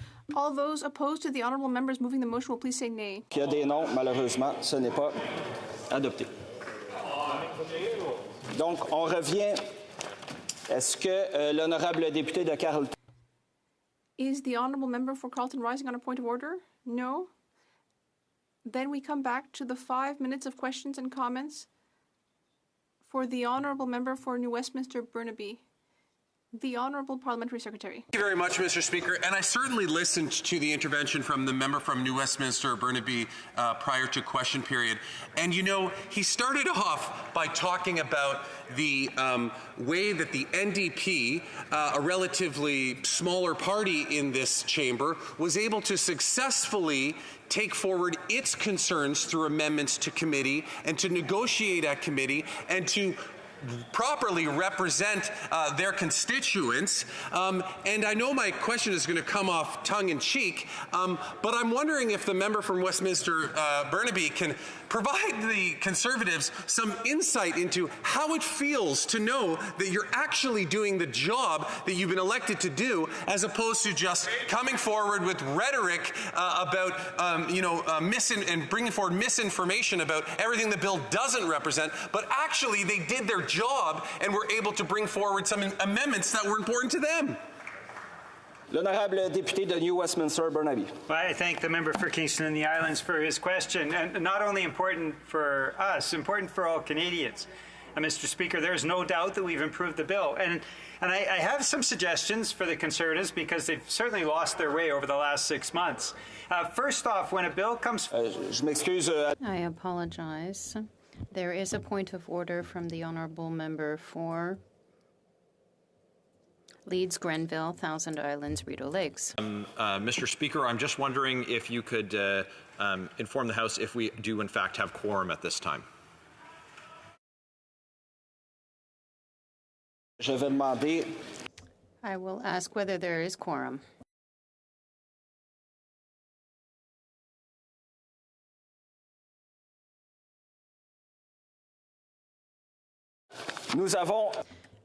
We do have a quorum presently, so with all due respect, I will ask the honourable member for New Westminster Burnaby to conclude his question answer. He had a few seconds. I just wanted to suggest, through you, Mr. Speaker, that Conservatives actually read legislation. Secondly, they should actually listen to witnesses when they come before committee, rather than blocking them from testifying. Number three, they should actually offer improvements to legislation. Mr. Speaker, that's the role that we have here, and that's why the NDP has been such the real effective opposition in the House of Commons, is that, yes, we are seeking to oppose when it's warranted, but above all, we're seeking to make sure that things in this House of Commons are done in the best interests of Canadians. The NDP influence on C11 have been undeniable in terms of improving it, including aspects of freedom of expression. That's the kind of work all members of Parliament should be doing. Thank you, Mr. Speaker. Questions and comments? L'honorable député. The honourable member for Fredericton. Thank you, Mr. Speaker. I think I speak for most of us in this House, and we're thankful to receive, correspondence from our constituents on issues that matter to them. Even when we disagree, it's important to engage and inform them about the process in this chamber. And I wonder if the member could speak to the disinformation campaign that we've seen on this bill in particular, because there's nothing so disheartening as when I receive correspondence that's just riddled with conspiracy theories, to be honest. So I wonder if the member could comment on that. Thank you. The honourable member for New Westminster Burnaby. The member for Fredericton for her question. This is a disturbing undercurrent that we saw brought the United States to the board of right to the edge of having a coup d'etat, and the kind of disinformation that drives people from the far right and far right extremism is something we have to be very acutely conscious of. The comments from Conservative MPs that somehow C11 is going to allow the government to follow people on cell phones, the comparisons, the odious comparisons with the murderous dictatorship in North Korea, unbelievably inappropriate comments made on the floor of this House of Commons, Mr. Speaker, and this is very disturbing. We have to push back against Republican-style disinformation from many, not all Conservative MPs. Some Conservative MPs still respect Parliament. The ones that don't know, they need to be called out. And that's why we've spoken specifically on the bill and specifically on the provisions that we have improved. It's an effort to get real information out to Canadians, and shame on the Conservatives for what they have said through the course of the last few months. We have the time for a brief question. If I'm not incorrect, the honourable member for Vancouver East. Very much, Mr. Speaker, and I thank my colleague for his comments. In Vancouver East, we actually have the largest, on a per capita basis, number of artists in our community, and they are actually very much looking forward to the passage of C11. And I wonder if the member can explain to the Conservative members why this bill is so important to artists. In 30 seconds, the honourable member for New Westminster Burnaby. Yes, Mr. Speaker, in 30 seconds, because my community as well, New Westminster Burnaby, are really known as Hollywood North, a real creative energy that is in our communities. And we know that $1 billion will be transferred from the web giants that have basically been taking that money out of the country and provide it to Canadian cultural content, Canadian cultural institutions, broadcasters, and Canadians who are creative both in the online world and the broadcasting world. What we are going to see is a real renaissance of Canadian content, and that is why I'll be supporting the bill. Hear, hear. Resuming debate, the honourable member for Kitchener-Conestoga. Monsieur. Merci, monsieur. Thank you, Mr. Speaker. Thank you, Mr. Speaker. I'm pleased to rise today in support of C11. For decades, Canadian broadcasters have given us incredible Canadian content on our televisions and our radios. This is no accident. We support our cultural sovereignty. It's who we are as Canadians. It's our past, it's our present, it's our future. It's how we tell our stories to each other. And as a condition of their licenses, TV and radio broadcasters have had to invest in our culture and our artists. And that's why we have the Canadian content that we're so proud of. And here's what's changed. Online streaming platforms are the new broadcasters, yet they don't have to play by the same rules. Online streaming is the norm. Canadian broadcasters play by one set of rules, and streaming platforms play by another. There should be one set of rules for everyone. And that's why the government introduced Bill C11, the Online Streaming Act. This bill ensures that online streamers contribute in an equitable but flexible way to the creation of Canadian content. And it ensures that Canadians can find that content on their platforms. Now, let's talk, Mr. Speaker, about what this bill does not do. This bill does not impose regulations on content everyday Canadians post on social media. This bill does not impose regulation on Canadian digital content creators, on influencers or users. This bill will not censor content or mandate specific algorithms on streaming services or social media platforms. And this bill will not limit Canadians' freedom of expression in any way, shape, or form. Mr. Speaker, we've heard a lot of misinformation. My colleague just mentioned previously a lot of emails coming in with a lot of confusion and misinformation, and I believe that's deliberate. So I was going to address two of the issues that we might be hearing the most about some of the misinformation about the Online Streaming Act. And one is that, the fact is user-generated content excluded. And people say, where is that in the legislation? Well, the bill explicitly excludes all user-generated content on social media platforms and streaming services. And I'll read the section. Section 2.1 of C11 states, and I quote, "A person who uses social media service to upload programs for transmission over the internet and reception by other users of the service, and who is not a provider of the service or the provider's affiliate or the agent or mandatory of either of them, does not, by the fact of use, carry on a broadcasting undertaking for the purpose of this act." In plain language, Mr. Speaker, that means that users, even digital-first creators with millions of subscribers, are not broadcasters, and therefore they will not face any obligations under the Act. Any suggestions otherwise are simply untrue. We have a point of order from the honourable member for Edmonton West. I don't think we have quorum in the House again. I will verify. It will take a few moments to determine whether we have quorum.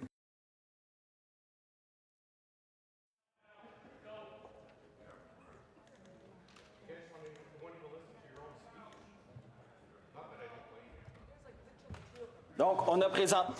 At present, we have quorum. Therefore, I will ask the honourable member for Kitchener-Conestoga to continue his speech.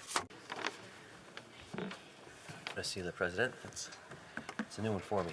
So, like I said, in plain language, that means that even users, any users, even digital-first creators with millions of subscribers are not broadcasters. They will not face any obligations under the Act. Any suggestions otherwise are simply untrue. With this approach, the experience for users creating, posting, and interacting with other user-generated content will not be impacted whatsoever, while still standardizing the treatment of commercial content such as TV shows and songs across the platform. We've studied this, and it is very clear. It's a little harder to explain in legalese, but the bottom line is user content creation are exempt.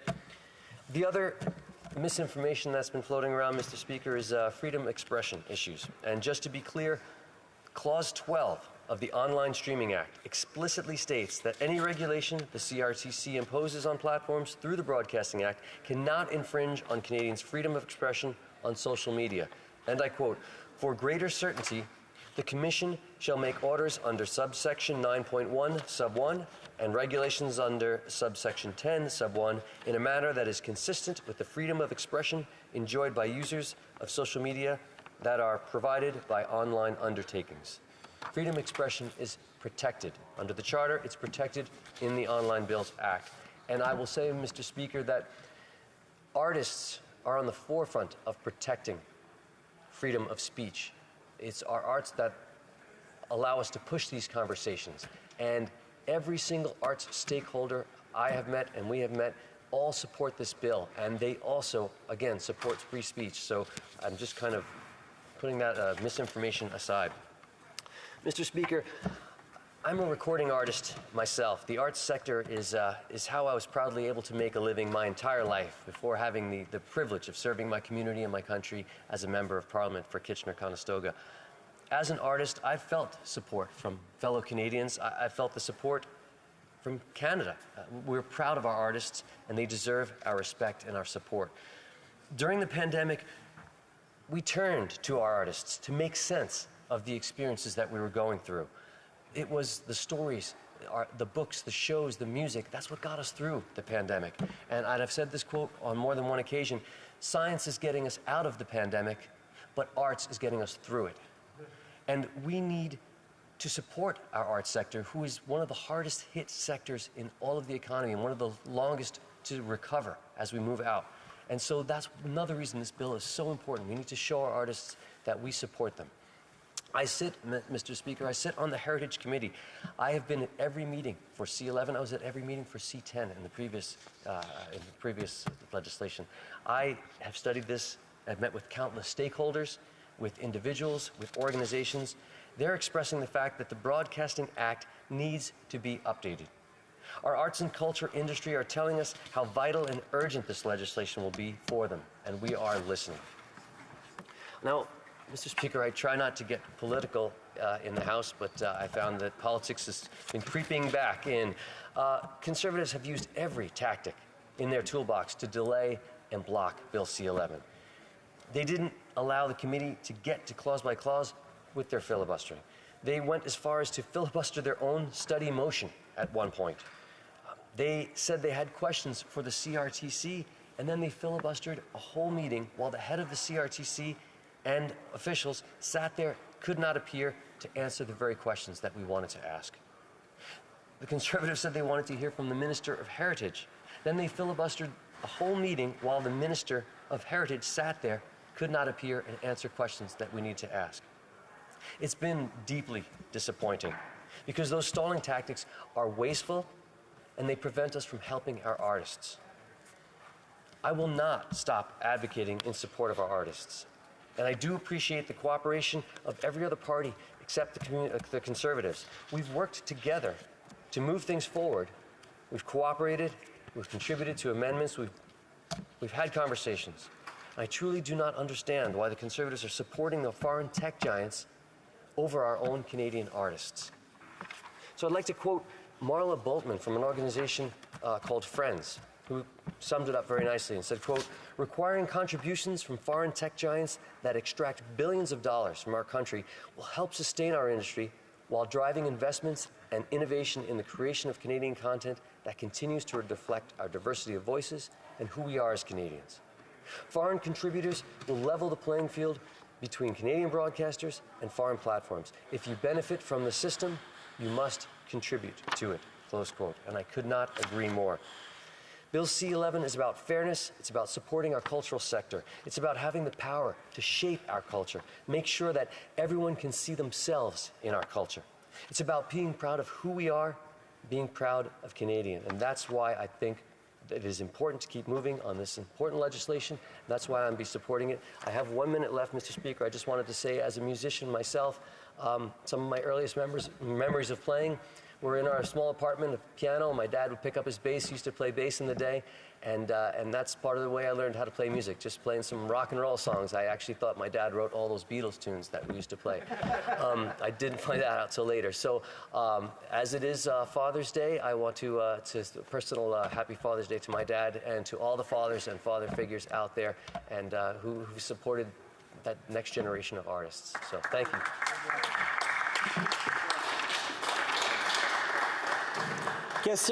Questions and comments. The Honourable Member for Peterborough-Kawartha. Thank you, Mr. Speaker, and thank you to my colleague across the way for his speech and for his contribution to arts.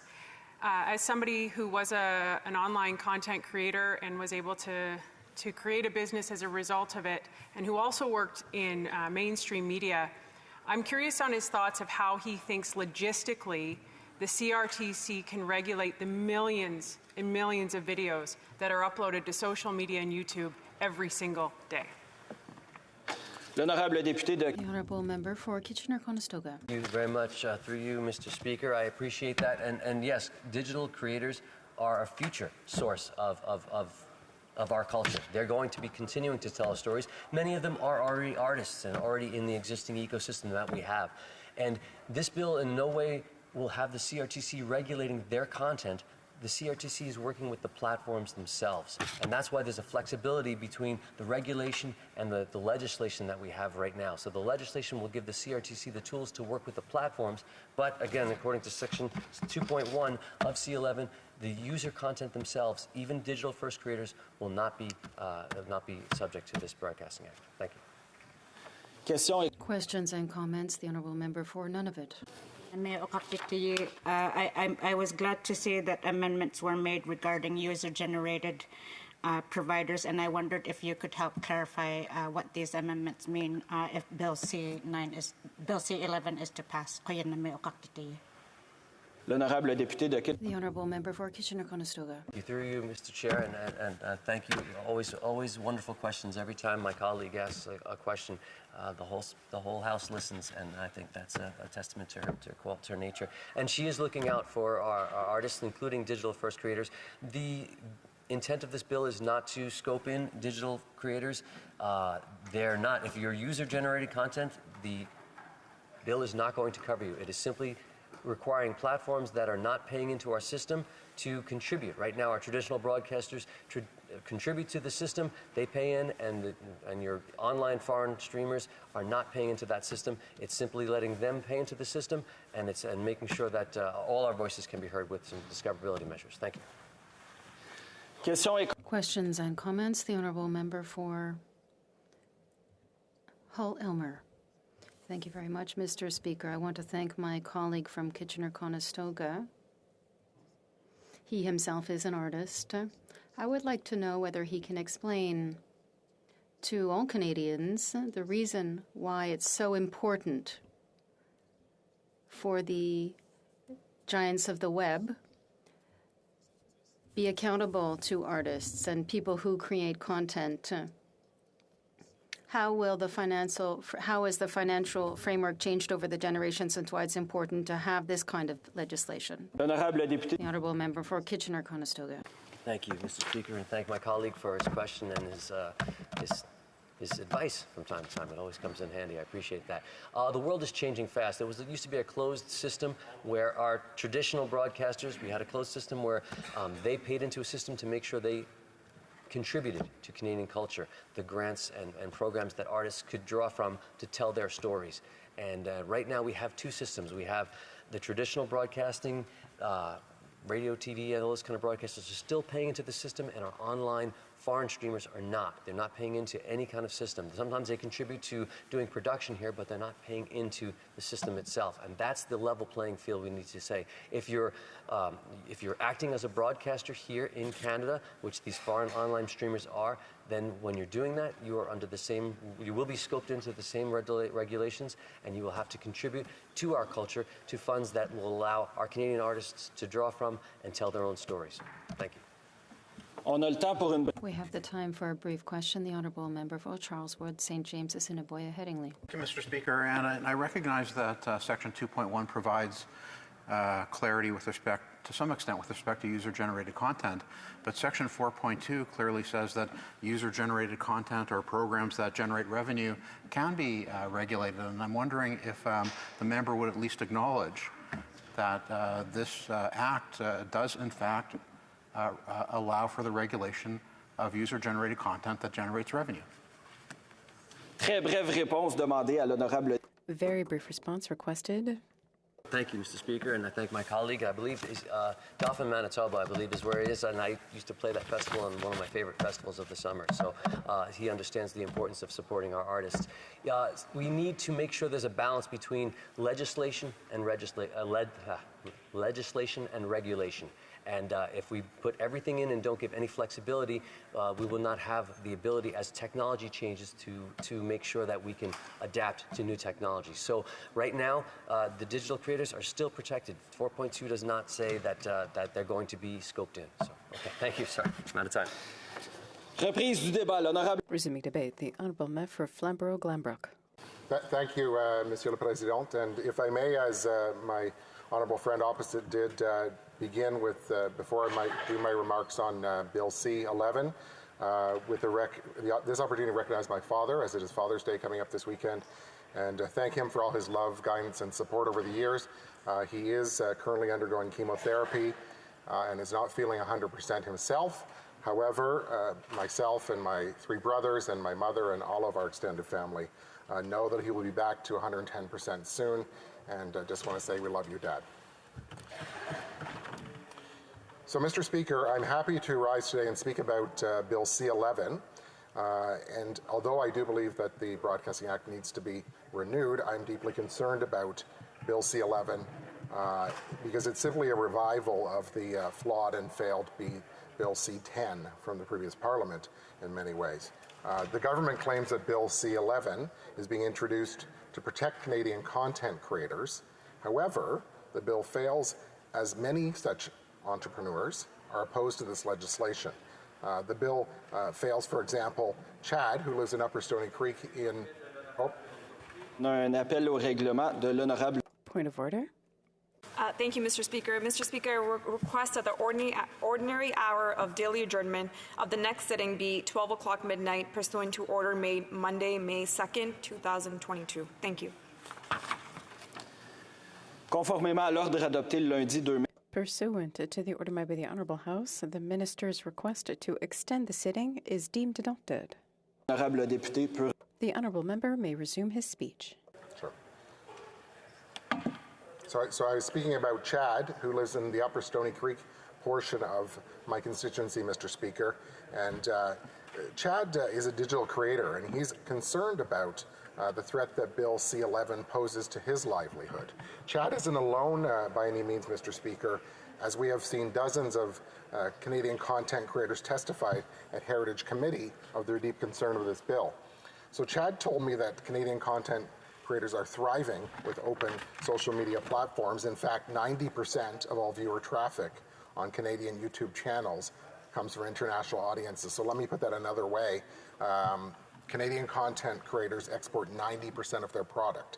So that's 90%, Mr. Speaker. Every Canadian knows that the world is a consumer of Canadian content. And, you know, our talented comedians, our talented musicians and other artists, content creators like Chad, who do a fantastic job of making sure that people from around the world get a glimpse of our great nation. So, Madam Speaker, Why is this government failing Canadian content creators again? In the words of prominent YouTube artist J.J. McCullough, who testified before the Heritage Committee, quote, "I also worry that the dreams of the next generation of Canadian YouTubers will become less achievable once they're forced to navigate intimidating new regulatory hurdles that my generation did not," unquote. So, Madam Speaker, this is the same government that is already failing young Canadians in so many ways as they struggle to fill up their tank as they drive to work each week, as they are no longer able to achieve the dream of home ownership, as they struggle to keep up the costs of living because of generational high inflation rates. Now they introduce a bill that will place hurdles on the ability of young Canadians to succeed in one of the few sectors of the economy that has flourished during the last few years. So, Madam Speaker, instead they're putting big print media companies first. This bill, if really concerned about content creators, then why not put content creators first? And why are they so against it? Madam Speaker, I know that Professor Michael Geist was one of the speakers at one of the committee hearings, and he's the University of Ottawa's Canada Research Chair on Internet and E-commerce Law, and he expressed this concern, and I'll quote, "Canada punches above its weight when it comes to the creation of this content, which is worth billions in revenue globally. We are talking about enormous potential revenue loss here for Canadian content producers."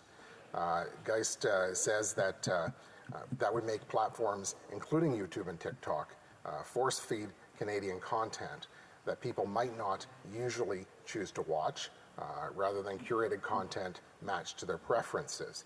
And if people do not select Canadian content this bill offers, or if they indicate that they do not like or choose another video instead, it could lead to Canadian content that wasn't chosen, disliked, or not watched to the end, automatically being downgraded around the world.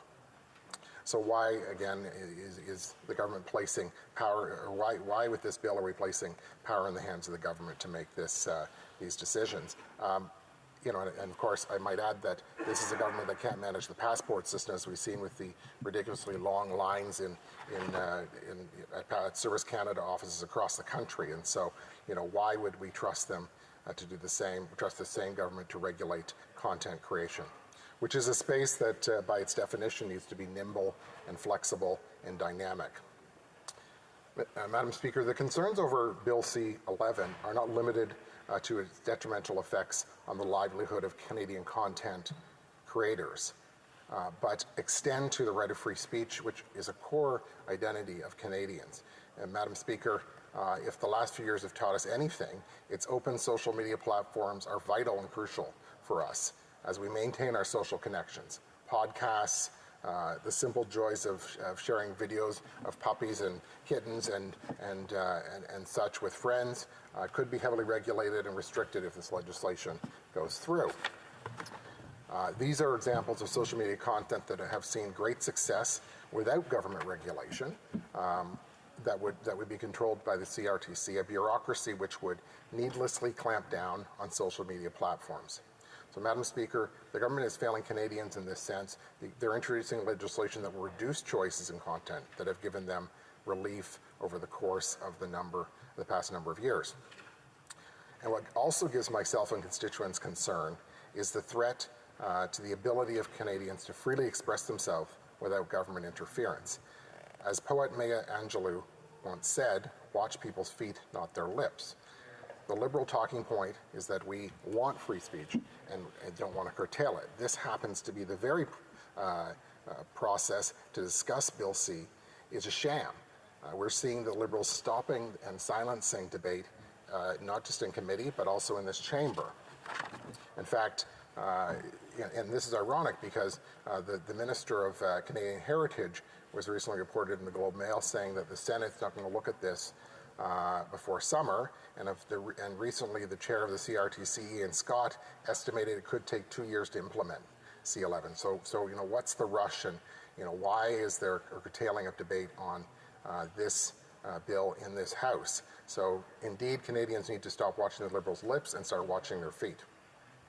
Madam Speaker, the impact that this has on freedom of speech is a serious concern for many people in Flamborough-Glanbrook who have sent hundreds of emails and had dozens and dozens of calls to my office. And I have to say that the overwhelming majority are opposed to C11. As an example, Christina and Albert from Mount Hope emailed my office to express their concerns about the vagueness of the legislation and how that would allow for almost unhindered regulation of the internet by the CRTC, and in turn would influence what social media posts Canadians could see. And Christina and Albert were also concerned about the possibility that those views that may differ from the government might be more readily clamped down on social media because the CRTC has regulatory control over the internet.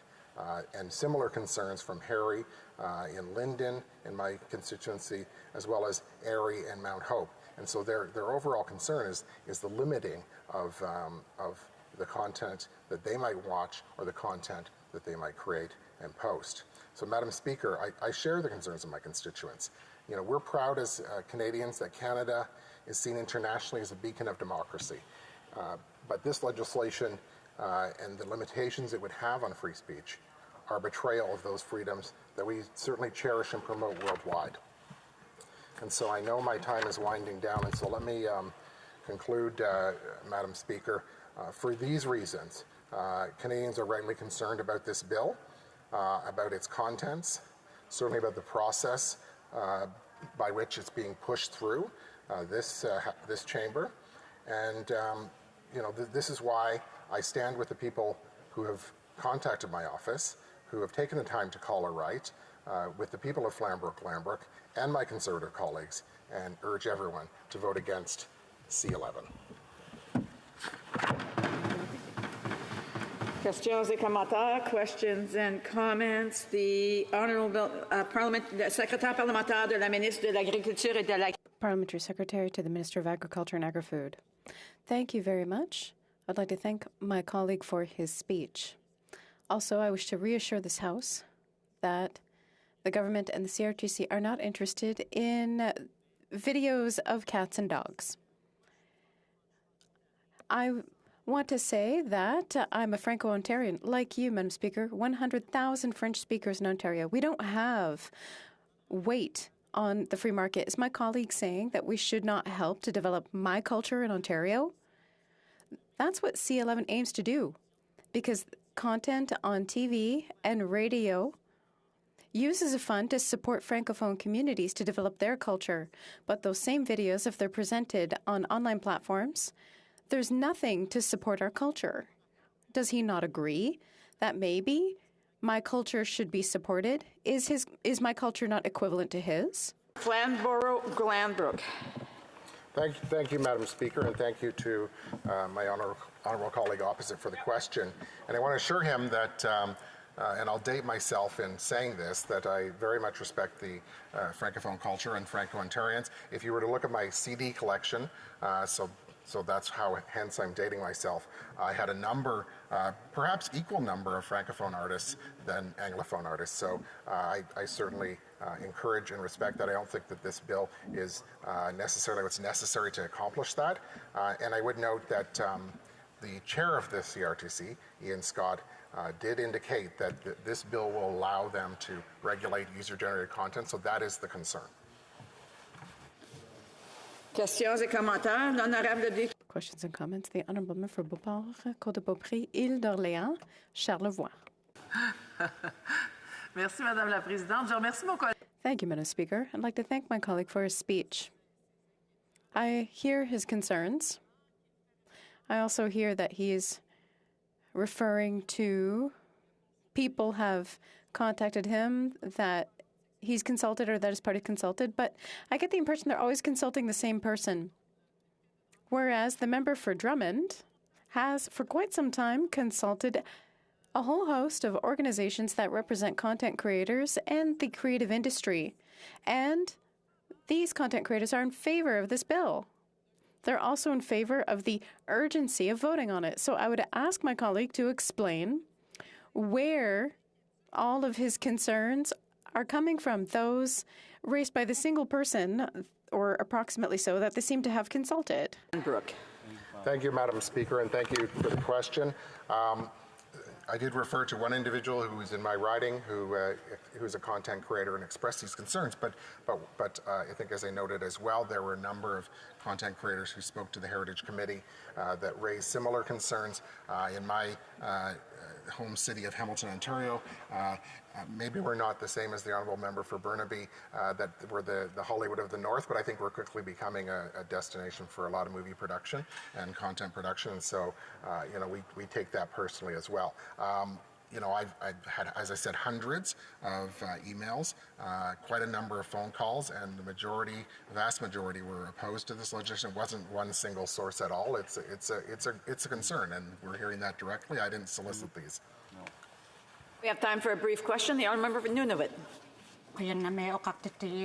I'd like to ask the member if the party does not understand that the proposed changes in Bill C-11 include user-generated content creators generally, but only provides exceptions to professional content providers that are generating revenue. The Honourable Member for Flamborough-Glanbrook has 1 minute to respond. Thank you, and thank you to my colleague for the question. So given the brevity of time for response, let me just reiterate this. As was pointed out from my colleague from Lethbridge this morning, there was 5 days of 2-hour debate on the committee. It was shut down. There were committee recommendations or committee amendments that were voted on by number without it being read into the record at committee this week. That really is a sham. There were a number of people who wanted to present to the committee and have their voice heard who ended up on the cutting room floor because this was pushed through and rammed through. So I think that is really the story of what this is about and the reason why we should be very concerned about the content of this bill. Thank you. It being 1:15, pursuant to order made on Monday, June 13th, 2022, it is my duty to interrupt the proceedings and put forth with every question necessary to dispose of the report stage of the bill now before the House. La mise aux voix porte sur la... The question is on motion number 1. A vote on this motion also applies to motion number 3. Ms. Thomas, seconded by Mr. McCauley, moved that Bill C-11 be amended by deleting Clause 2. If a member of a recognized party present in the House wishes to request a recorded division or that the motion be adopted on division, I would invite them to rise and indicate it to the Chair. The Honourable Parliamentary Secretary of the Government House Leader. Thank you very much, Madam Speaker. I would ask for a recorded division. Le vote par appel nominal sur la motion est différé. The recorded division on the motion stands deferred.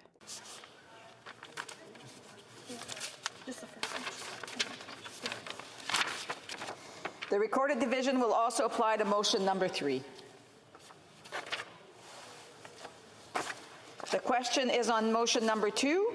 Mr. Algebra, appuyé par M. Guilbeault, propose que le projet de loi... Seconded by Mr. Guilbeault, moved that the bill be amended in Clause 3 by replacing lines 25 and 26 on page 8 with the following limitation: closed captioning services and described video services available to assist persons living with a visual auditory impairment. To request a recorded division or that the motion be adopted on division, I would invite them to rise and indicate it to the Chair. The Honourable Parliamentary Secretary of the Government House Leader. Thank you, Madam Speaker. I would request a recorded division. The recorded division on the motion stands deferred.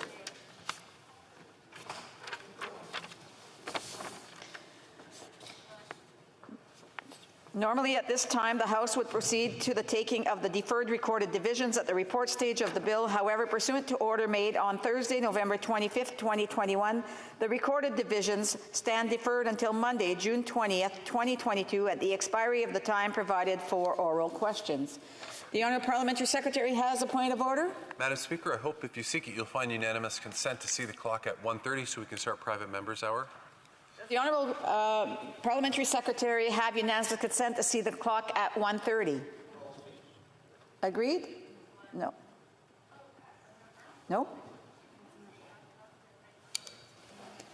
So the House will suspend until 1:30.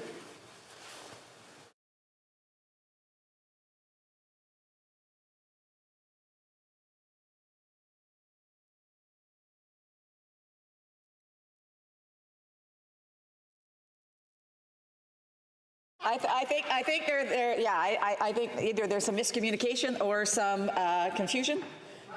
So I will re-ask the question. We're suspended. Okay, we're suspended right now? Okay. No, we said till winter. Eh? Okay. Okay, so we are back online. So again, the Honourable Parliamentary Secretary is rising on the point of order. Sometimes time travel is a little difficult, Madam Speaker, so I'll try it again. I would ask that you seek unanimous consent to see the clock at 1:30 so that we could then start private members' hour immediately. Does the Honourable Member have, Parliamentary Secretary, have consent to see the clock at 1:30? Agreed? Agreed and so ordered. Comme il est 13h30, la Chambre abordera maintenant l'étude. As it is 1:30, the House will now proceed to private members' business pursuant to what is indicated on today's order paper.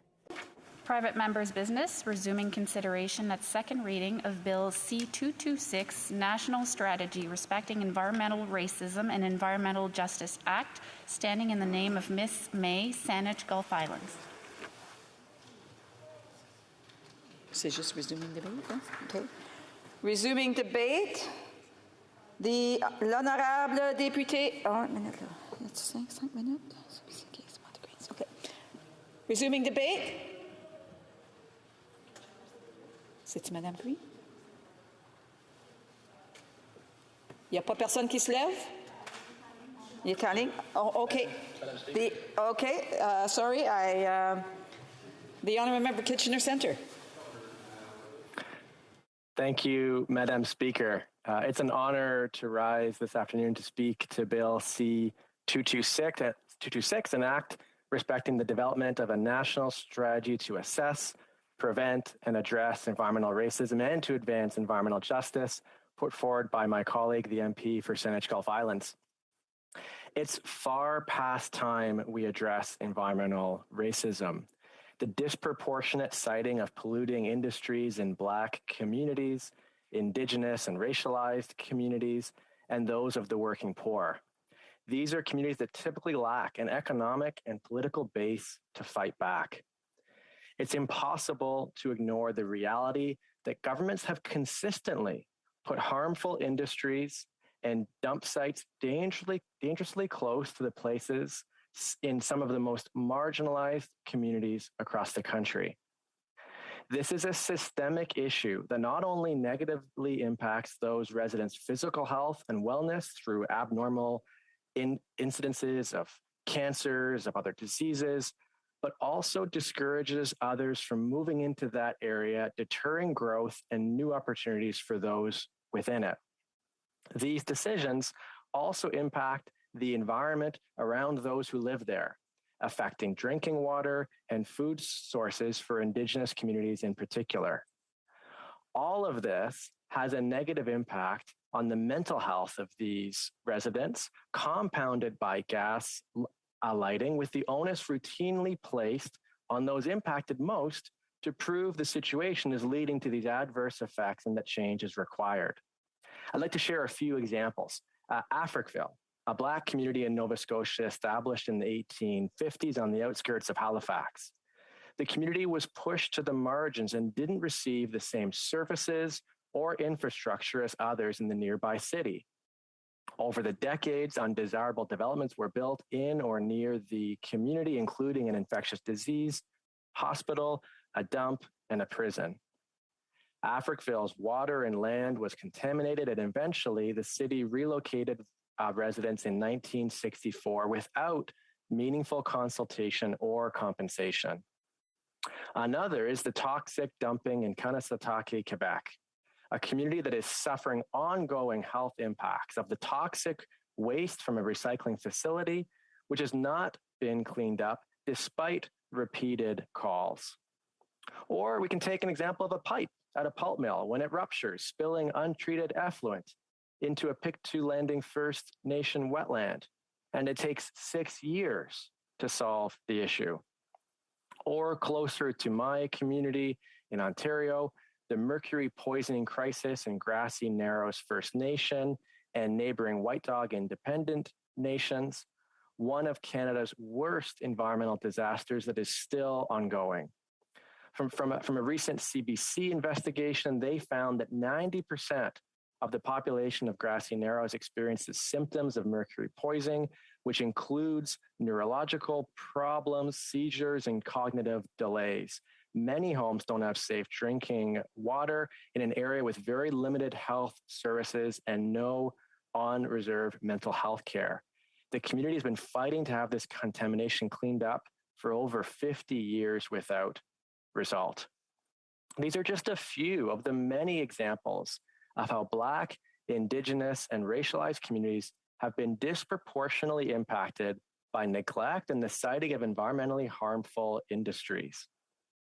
We can also see environmental racism and injustice showing up in other ways, like when racialized neighborhoods don't have the same access to green spaces, public trails and playgrounds, or even street trees in their area. Personally, I've learned so much on this topic from the incredible work of Dr. Ingrid Waldron and the Enrich Project, a collaborative community-based project investigating the cause and effect of toxic industries situated near Mi'kmaq and African Nova Scotian communities. It's a project that Dr. Waldron started and has led since 2012. Dr. Waldron literally wrote the book on environmental racism. It's called There's Something in the Water, which was then turned into a 2019 documentary of the same name, co-produced with Elliot Page and Julia Sanderson. Dr. Waldron says it best. In Canada, your postal code determines your health. In her words, she goes on to say, environmental racism is about a pattern, and it's historical. It's rooted and embedded in historical inequities, and it's about the lack of response by government to act on the siting of these industries in communities of color and Indigenous communities. Dr. Waldron goes on to lay out two ways we can meaningfully address environmental racism. One is to develop legislation across the country, and the second is to provide education on the subject in schools. We collectively, as parliamentarians in this House of Commons, can take action on the first, and in Canada, we need to be honest, we are way behind. As an example, in the United States, the Office of Environmental Justice was formed as part of the Environmental Protection Agency in 1992. That's, 28 some odd years ago. Now, Dr. Waldron and others have been making incredible progress over the last number of years. Dr. Waldron worked with then MLA Lenore Zann on what was Bill 111, an Environmental Racism Protection Act, as part of the Nova Scotian legislature back in 2015, which was defeated at second reading. When elected as an MP representing Cumberland Colchester, then MP Lenore Zann in the previous parliament brought forward Bill C-230, which forms the basis of this piece of legislation before the House today, recognizing that while 230 had widespread support, it died on the order paper when an election was called. It's part of why I'm so glad that my colleague, the MP for Saanich Gulf Islands, has now brought back Lenore's PMB, now as C-226. I'm also glad that as it's being brought back, all of the work already done to this point, it's already been to committee, for example, it's had amendments adopted, and the only difference between this current bill and the one that was before the previous parliament is that the amendments that had been proposed are now included in the specifics of the strategy that would be developed should this bill be passed. And so it has all of the benefit of the cross-party support that the previous version of this bill already had. And it's for this reason that I'm hopeful that C-226 will continue to have the widespread support across party lines, recognizing that there is nothing partisan about ensuring that we take immediate steps to address environmental racism and environmental justice in this country. And so it's my hope that parliamentarians from all parties will even choose to fast track this legislation, recognizing it's already been studied, so that we can move it to the Senate as quickly as possible and ideally have it passed into law. Because in conclusion, we know that for decades, environmental racism has been neglected by all levels of government, and to some extent, the environmental movement itself. We must take action now to ensure that no community suffers the same harms as Africville, Grassy Narrows, and so many others. It's far past time to develop a national strategy to redress the harms of environmental racism and lead us into a just climate future for all. Thank you. Reprise de débat, l'honorable député de... Resuming debate, the honourable member for Saint-Jean. Madam Speaker, this is our last Friday in the chamber for this session, so I'd like to just take a few moments to thank all those who have supported our work over this session. Our interpreters, Pages, the Sergeant at Arms and his team, maintenance, IT, clerks, analysts, law clerks, and so on, everyone else as well. These people all help us to the best of our capacities to represent our constituents, and they make it so much more enjoyable thanks to their unparalleled kindness. Les vendredis en chambre sont souvent... Now, Madam Speaker, we know that Fridays are sometimes a little more dynamic in the House, and sometimes we see new faces in the seat that you currently occupy, so I'd also like to congratulate all those who became surprise speakers over the last few weeks. They all did so with brio, like my colleague for Joliette, as well as the colleague for Kitchener Centre, who just spoke. Now, as I was saying, Fridays are full of surprises, and sometimes that affects our schedule, so I'd also like to take this moment to say hello to the students in Madame Marie-André Cardinal's class at the Marguerite Bourgeois Secondary School. I was supposed to meet them this morning, but unfortunately, I wasn't able to, and I am looking forward to it. We are just taking a rain check, and meanwhile, I'd like to wish them an excellent summer holiday. Now, coming back to the subject of this speech, Bill C-226, it's not the first time we've seen a bill on environmental justice in this chamber. In the previous parliament, the member for Cumberland-Colchester at the time, Lenore Zan, tabled Bill C-230 with similar goals to those in C-226. At second reading, the Bloc Québécois did not support the bill. We raised issues of interference in Quebec jurisdiction because the bill as drafted included provisions that directly attacked Quebec's environmental sovereignty, and I will come back to that a bit later. However, the bill was still carried at second reading, and then these parts and others were corrected at committee, and so ultimately the Bloc Québécois supported the bill. The rest is history. The bill died on the order paper because an election was triggered in the summer. But we've discussed these types of bills not only in the past. There's also a similar debate in the other chamber with Bill S5, entitled Strengthening Environmental Protection for a Healthier Canada Act. Madam Speaker, there is clearly a great deal of interest for everything that has to do with environmental human rights. And in our opinion, that's wonderful. Now, Bill S5 has broader scope when it comes to fighting environmental injustice. So if S5 was adopted before C-226, perhaps it would remove the relevance of C-226. We'll have to see. In any case, it's very clear that C-226 is inspired by something very noble, which is moving environmental justice forward. However, we know that good intentions don't always lead to a good result and good policy. And with that in mind, we think that C-226 has some gaps. And there are two problems that I'd like to raise today. As previously mentioned, C-226, like the first draft of C-230, has to do with adopting a pan-Canadian strategy, which in a federal context, in the context of a federation, that is perhaps not the best idea. Canadian government action should consider Quebec and provincial prerogatives, both on the environment and on health and social services.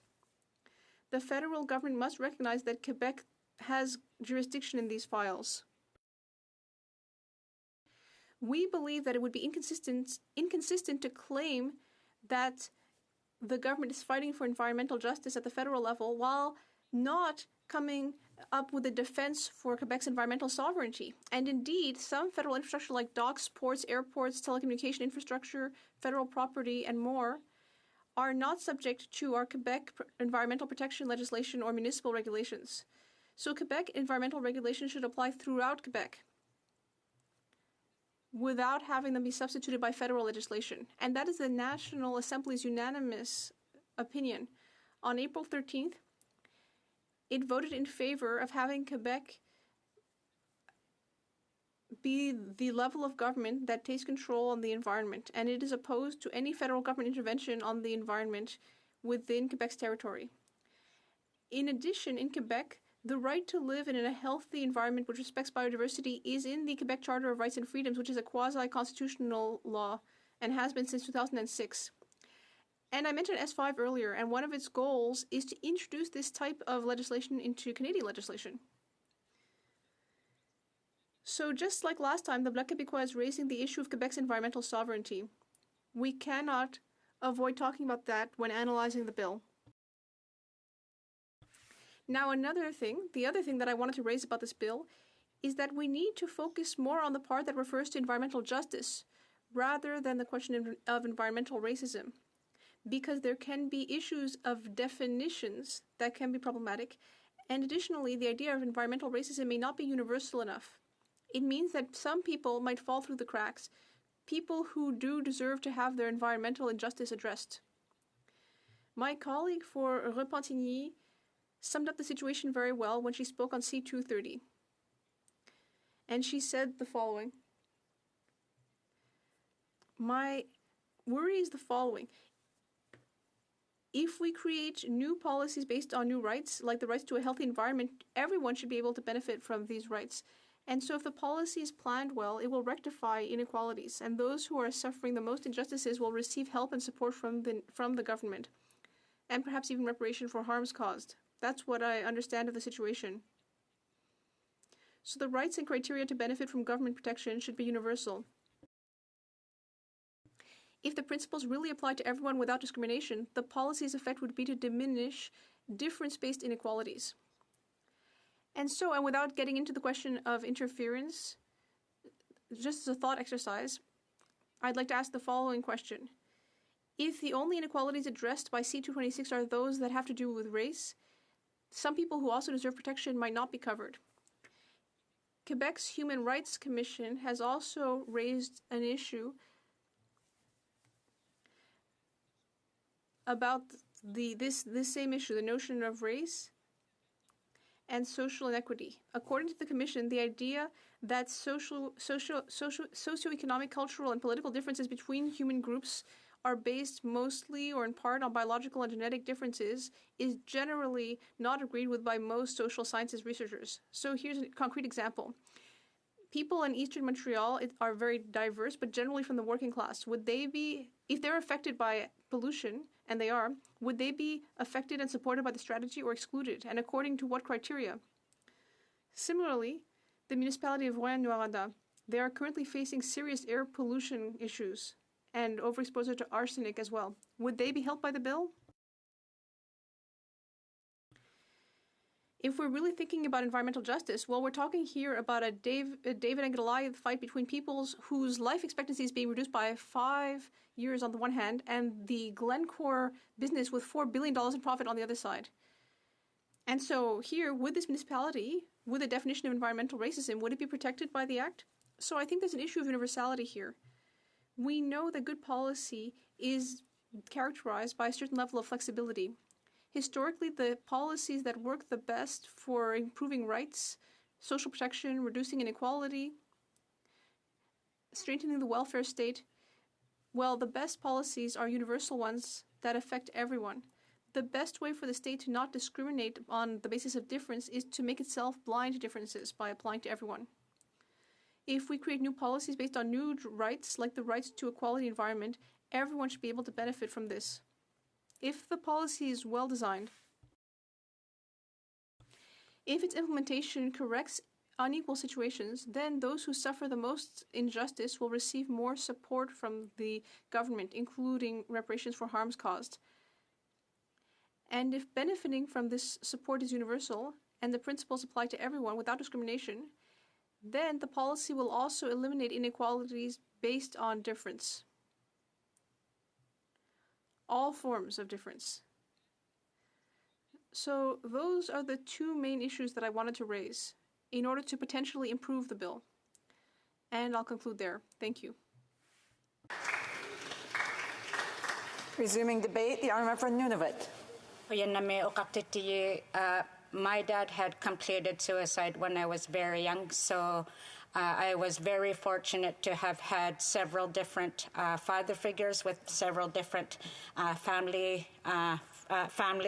throughout Nunavut, and I would love to wish them a happy Father's Day. And a special one to my husband, Alan. As a blended family, we're able to raise 9 children together. So happy Father's Day to Alan. I am privileged to stand here as we celebrate and acknowledge that this is National Indigenous Peoples Month, especially next week, June 21, when many people across Canada will be celebrating National Indigenous Peoples Day.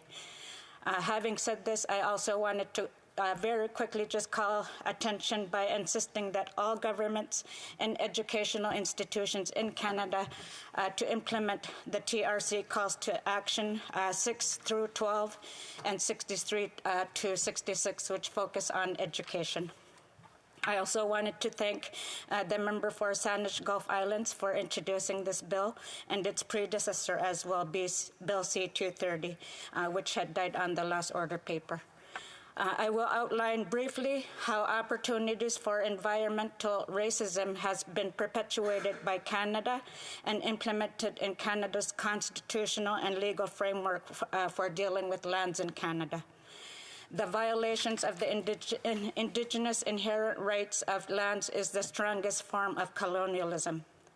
This practice by Canada has negatively impacted Indigenous peoples.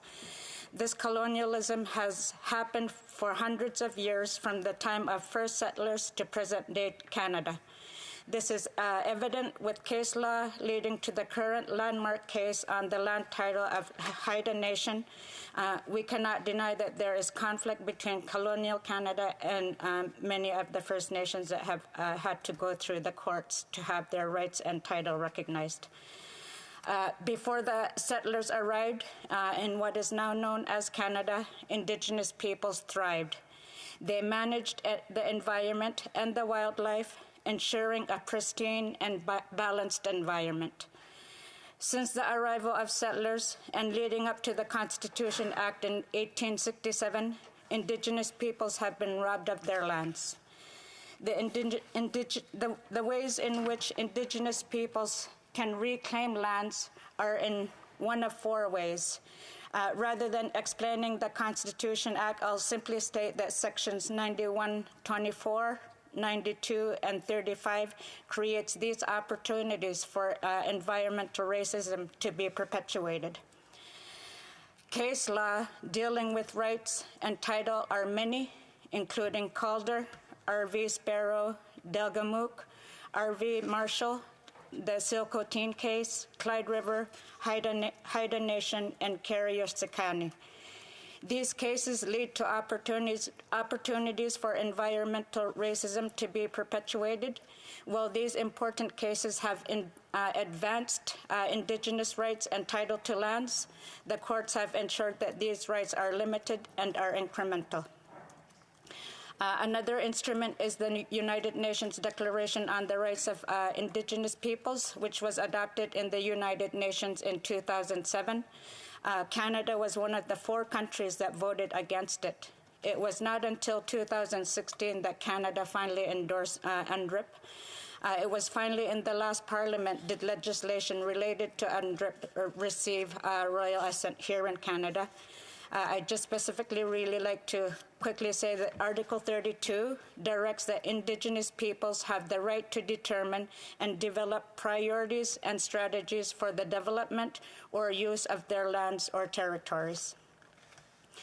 I'm just going to give a quick example of the impacts of environmental racism. When environmental racism seemed to reach its peak in Nunavut, it was in February of 2021. A group of hunters from Arctic Bay and Pond Inlet marked a shift in how Inuit voiced their concerns. While this group was hunting, it happened at the same time that the Nunavut Impact Review Board was holding one of its technical hearings on Baffinland Iron Mines Corporation's proposal to expand its current mine. During this time, Inuit who had attended the hearings had felt unheard. The questions they posed to Baffinland were not being answered, and the Nunavut Impact Review Board was continually limiting the number of questions that the Inuit could ask throughout the proceedings. The hunters, having heard reports about the suppression of Inuit voices, took the drastic action of impeding access at 2 points of the mine. Baffinland, rather than working with Inuit, chose to close the mine and impose a court-ordered injunction. Because of the courage of what is now known as the Nuluyat Land Guardians and the Hunters and Trappers organizations like the Qikiqtani Inuit Association, who represent the regional interests of the Inuit, changed their position. They went from being willing to support Phase 2 to outright rejecting the Phase 2 proposal in its form at the time. Inuit indeed have been willing to work with Baffinland to both ensure Inuit employment and to also ensure proper environmental protection, adaptation, and mitigation. They just were not heard to the extent that they should have been. On March 13 of this year, the Nunavut Impact Review Board, within its statutory mandate, recommended to the Minister of Northern Affairs that Baffinland's proposal to expand its current mine in Phase 2 not proceed. They said that, in quotes, these potential significant adverse effects cannot be adequately prevented, mitigated, or adaptive managed under proposed mitigation, adaptive management, and monitoring programs and/or visions under the current project certificate. The Minister of Northern Affairs has 90 days from March 13 to decide whether he will accept Nunavut Impact Review Board's recommendation. While I very much appreciate the work of my forefathers, the fact that the Nunavut Land Claims Agreement ended up with a provision that allows the federal government to have the final say, this is more than environmental racism. Since Nunavut Impact Review Board's decision, Baffinland has requested emergency decisions by the Minister of Northern Affairs to expand the current project beyond its scope. Now, Baffinland has issued notices that it will lay off its workers, choosing profits over laborers.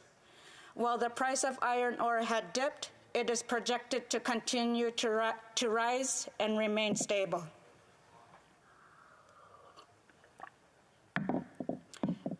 Another aspect is that the fact that 4 ministers have been invited to hear directly from the most impacted community and have refused is more than environmental racism. The fact that the Minister of Northern Affairs will decide the fate of the lands impacting directly the environment and the Inuit that live there, that have lived there since time immemorial necessitates the passing of this bill. While this bill will be another form of chipping away at the current system, it will still ensure that Indigenous peoples are engaged in the development of a national strategy. That is why the NDP support the passing of this bill. Finally, passing this legislation will ensure that Canada complies with Article 32 of the United Nations Declaration on the Rights of Indigenous Peoples, which is such an important international instrument that Canada has an opportunity to show leadership in.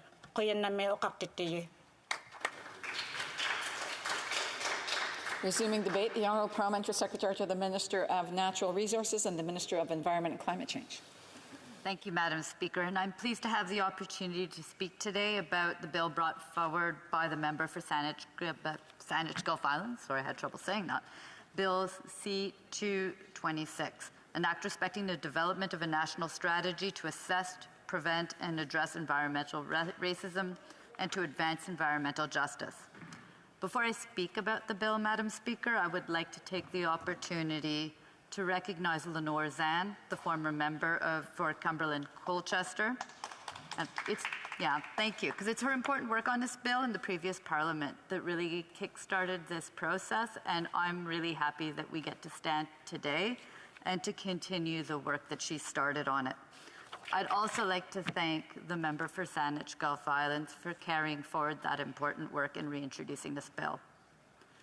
Returning to Bill C-226, Madam Speaker, this bill proposes to develop a national strategy to assess, prevent, and address environmental racism and advance environmental justice in consultation with any interested persons, bodies, organizations, or communities, including representatives of governments in Canada, Indigenous peoples.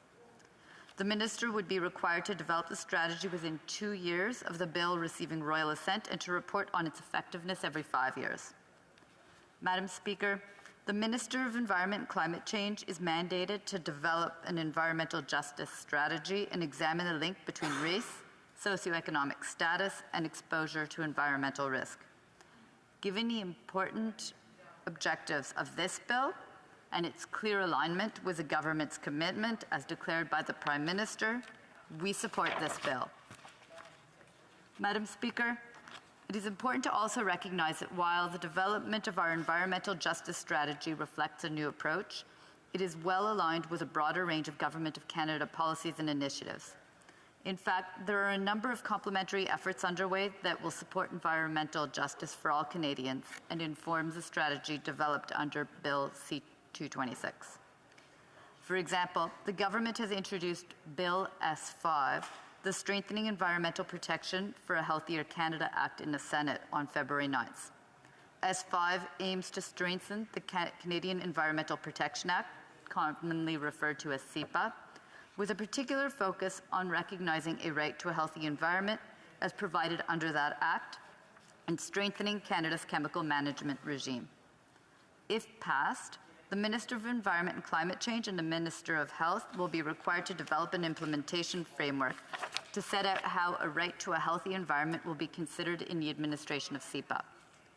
Among other things, the implementation framework will elaborate on principles to be considered in the administration of CEPA, such as environmental justice, which includes avoidance of adverse effects that disproportionately affect vulnerable populations. The framework will also elaborate on non-regression, which generally refers to continuous improvement in environmental protection. Canadians will have an opportunity to participate in the development of the implementation framework. In addition, the ministers will be required to conduct research, studies, or monitoring activities to support the government in protecting a right to a healthy environment. This requirement could provide valuable information as the government moves forward on environmental justice issues. For example, it could include the collection and analysis of data to identify and monitor populations and communities that are particularly vulnerable to environmental and health risks as a result of greater susceptibility or greater exposure. Additional amendments proposed in Bill S-5 would recognize in the preamble the importance of considering vulnerable populations when assessing risks related to chemical substances, as well as the importance of minimizing the risks of exposure to toxic substances and the cumulative effects of toxic substances. The amendments would also set out requirements for a number of new elements, including requiring that the Minister of Health conduct biomonitoring surveys which may relate to vulnerable populations, ensuring that vulnerable populations and cumulative effects are taken into account when developing and implementing the new plan of chemicals management priorities, and requiring that the ministers consider available information on vulnerable populations and cumulative effects when conducting and interpreting risk assessments. The proposed bill reflects the need to better understand the link between race, socioeconomic status, and exposure to environmental risk. This government has prioritized science and evidence-based decision-making, and this is a key component in setting a course for environmental justice. In short, good information is crucial for providing the evidence-based foundation needed to enable informed policy actions. Ensuring that our policy actions are based on facts, science, and evidence will strengthen our capacity to achieve the outcomes we strive for. For example, it is important that science and how we manage risks from chemical substances systematically account for potential adverse impacts on vulnerable populations. Madam Speaker, the government will continue to consider available information on vulnerable populations when assessing risks related to chemical substances under CEPA, a practice which would be codified with Bill S5. In addition, in this context, biomonitoring data are an important source of information on levels of exposure for vulnerable populations, as well as on combined exposures to multiple chemicals. For example, the Maternal Infant Research on Environmental Chemicals research platform has been used to collect data on pregnant people and children. Furthermore, the issue of cumulative effects of toxins may be especially problematic for Indigenous peoples. In support of world-class scientific research and monitoring, the government provides funding for the Northern Contaminants Program, which aims to reduce and, where possible, eliminate contaminants from the Arctic environment while providing information to Northerners about contaminants in traditional country foods to make informed decisions about their food use. Further, I would like to make note of the recently released 2030 emissions reductions plan that sets a stage for continued emissions reductions and highlights the importance of cutting emissions as a means to fight inequality in communities more vulnerable to the impacts of climate change. This plan also reflects the importance of engaging with Indigenous peoples and pursuing equality and justice in economic and sectoral transitions that will support emissions reductions. In addition to these efforts, our existing legislation and policies continue to assist in advancing environmental justice. Madam Speaker, in August 2019, the Impact Assessment Act came into force, putting in place better rules for federal assessment of major resource projects. The Impact Assessment Act reflects values that are important to Canadians, including early, inclusive, and meaningful public engagement, partnerships with Indigenous peoples, timely decision based on best available evidence and Indigenous knowledge, and fostering sustainability for present and future generations. The Impact Assessment Act provides more and earlier opportunities for participation by Indigenous peoples, historically marginalized communities, and all Canadians. Public participation provisions across the Act help to ensure that participation is meaningful and that, in particular, Indigenous peoples have the information, tools, and capacities they need to contribute their perspectives and expertise to project reviews. For example, the planning phase will ensure early discussions and dialogue with Indigenous groups and the broader public. Canadians want to know that industrial and resource development activities are appropriately planned and properly regulated in ways that account for the full range of impacts on Canadians, including on communities that are experiencing marginalization. The Impact Assessment Act ensures robust oversight and thorough impact assessments that take into account both the positive and negative environmental, economic, health, and social effects of a project, including potential cumulative effects. To understand how projects may impact diverse groups of people differently, the Act requires that Gender-Based Analysis Plus, GBA Plus, be applied to the assessment of project effects. The Act also expressly requires that decision-making processes recognize and respect Indigenous rights and knowledge. The Act ensures the effects within federal jurisdiction of projects are reviewed fairly and thoroughly in order to protect the environment and support economic growth. Madam Speaker, Budget 2022 contained impact summaries for each new budget measures in terms of gender, diversity, and other factors. It's part of our continued commitment to GBA+. So in conclusion, we see the bill and the activities proposed by the bill as another way to advance and make progress in equality and diversity, which are fundamental to creating a thriving, successful, and inclusive country. I want to thank once again the member from Saanich Gulf Islands for bringing forth this bill. It's an important bill, and I'm very pleased to say that we will be supporting it.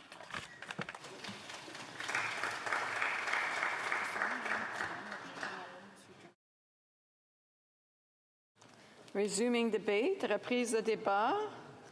Just going to see, because I don't see it on my screen, the honourable member for Red Deer Mountain View. We're not able to see your screen at this moment. Are you there? Yes, I am. Okay, we're not able to see your screen. All we see is the green. Do you have a green paper in front of your screen or something? No. Can you try stopping the video and restarting it? That's what I am trying right now. Okay, if we're having difficulties, unless there's another speaker from your party, I can go to the next speaker and get you up after. So we'll wait 1 minute and see if we can get this rectified. Otherwise, it's eating into other people's time.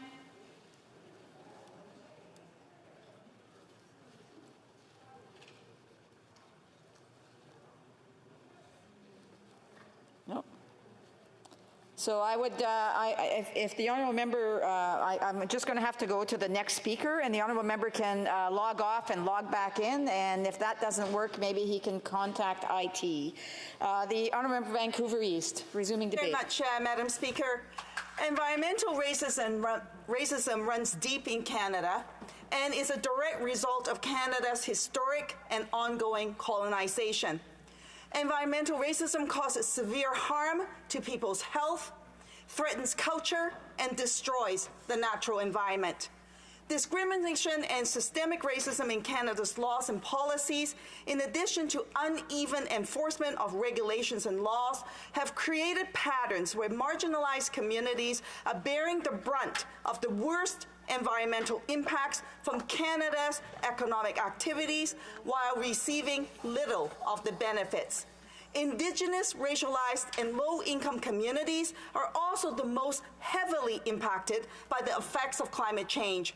Last summer, a record-breaking heat dome killed hundreds of people in BC. During the heat dome, analysis of surface temperature data from NASA's Landsat 8 satellite found a connection between income and surface temperature in Celsius tracks across the Lower Mainland. The average ground temperature varied as much as 23 degrees Celsius between Metro's coolest and hottest census tracts. Throughout Canada, lower-income neighborhoods also tend to be neighborhoods with higher percentages of racialized populations, and these neighborhoods suffer disproportionately from the effects of extreme heat. Researchers indicate that residents of low-income neighborhoods like the downtown east side in my riding face a, quote, double threat, as many of the neighborhood's residents suffer from chronic health conditions, which leaves them more sensitive to the effects of extreme heat. Other neighborhoods in my riding struggle similarly with higher ground temperatures associated with the reduced green spaces in comparison with wealthier neighborhoods. While the impact of climate change has become more severe in recent years, Indigenous communities in particular have had a long history of bearing the negative impacts of Canada's environmental racism, a phenomenon that is well documented. In 2019, Bhaskar Trunkett, UN Special Rapporteur on Human Rights and Hazardous Substance and Waste, wrote, quote, I observe a pervasive trend of inaction of the Canadian government in the face of existing health threats from decades of historical and current environmental injustices and the cumulative impacts of toxic exposures by Indigenous peoples, end quote. A 2020 report submitted by the Human Rights Council titled Visit to Canada, Report of the Special Rapporteur on the Implications for Human Rights of the Environmentally Sound Management and Disposal of Hazardous Substances and Waste states, Quote, pollution and exposure to toxic chemicals threaten the right to life and life of dignity, end quote. And they continue on to say, quote, the invisible violence inflicted by toxics is an insidious burden disproportionately borne by Indigenous peoples in Canada, end quote. Examples of environmental racism against Indigenous communities across Canada abound. It is evident in the high number of drinking water advisories still active in Indigenous communities, the prevalence of health conditions linked to environmental pollution in Indigenous communities, such as grassy narrows, and in the destruction of traditional knowledge and traditional ways of life through pollution, climate change, and displacement. In BC, the Liberal government continues to push a pipeline that they brought in the middle of a climate emergency, despite the lack of free, prior, and informed consent from Indigenous communities in direct violation of the UN Declaration for the Rights of Indigenous Peoples. In the East Coast, members will recall the violence faced by the Mi'kmaq fishers as they tried to earn a living by carrying out their Indigenous rights to fish while the government looked on. Reconciliation and implementing UNDRIP is not possible without tackling environmental racism and fully and meaningfully including Indigenous communities in the shaping of Canada's environmental policies. Canada is very late to act on environmental racism. As we debate this bill to assess environmental racism in the United States, their Office of Environmental Justice, mandated to protect and promote environmental and public health in minority, low-income, tribal, and other vulnerable communities, has existed since the early 1990s. There is no reason to delay the passing of this bill that is before us. A similar bill, Bill C-230, was introduced during the last Parliament and passed second reading. It was studied at the Standing Committee on Environment, and amendments from multiple parties addressing various concerns were passed. Sadly, Bill C-230 died on the order paper when the Liberal government called an election that nobody wanted. Given the state of play with the climate crisis, I call on the government to expedite the passing of this bill so that we can start taking the urgent action required to achieve environmental justice for Indigenous and racialized communities. Environmental justice is social justice. I'm also calling for the establishment of an establishment of an Office of Environmental Justice, not only to support the development of a sound strategy to tackle environmental racism, but also to ensure accountability with regular report outs. We must also enshrine in law the rights of Canadians to a healthy environment. Former MP Linda Duncan introduced the Environmental Bill of Rights. We should make that into law. Recent analysis of temperatures data in BC projected in 30 years, BC could experience 3 to 4 times more hospitalizations and deaths from high temperature days than now. In Canada's northern communities with First Nations, Métis, and Inuit populations, temperatures are rising as much as 3 times as the rest of the world. This is a matter that cannot wait. We must move forward on action tackling climate change and environmental racism now. I want to thank the member from Saanich in the Gulf Islands for tabling this bill in fighting this fight. This is not just for us in this generation, it is for future generations. We owe it to them. It is incumbent on us to take action now, for if we don't, it will be too late, Madam Speaker. Thank you so much. Resuming debate, reprise de débat. The honourable member for Saanich Gulf Highlands has 5 minutes for right of reply. Thank you, Madam Speaker. I want to start, of course, by acknowledging that we're here on the territory of the Algonquin Nation, and to them we say Miigwech. I also want to acknowledge that the honourable member for Red Deer Mountain View had intended to speak to this bill. I think it's unfortunate that technical glitches interfered with it. I'm sure he was about to support it wholeheartedly, but in any case, we don't get the benefit of his speech, and I regret that. Au commencement, au début, je tiens à remercier quelques. First of all, I wish to thank a few members who participated in this debate during its first hour and today during its second hour. I want to say a big thank you to the Minister for the Environment and to my colleague and friend, the member for Repentigny, another close friend, the member for Victoria, and another friend, the member for Lac Saint-Louis, also Dufferin-Caledon, York Centre, and today, my dear friend, the member for Kitchener Centre, who is a Green MP, but I also want to thank the Conservatives because they're the ones who gave him the opportunity to make a speech today. Also the member for Saint-Jean,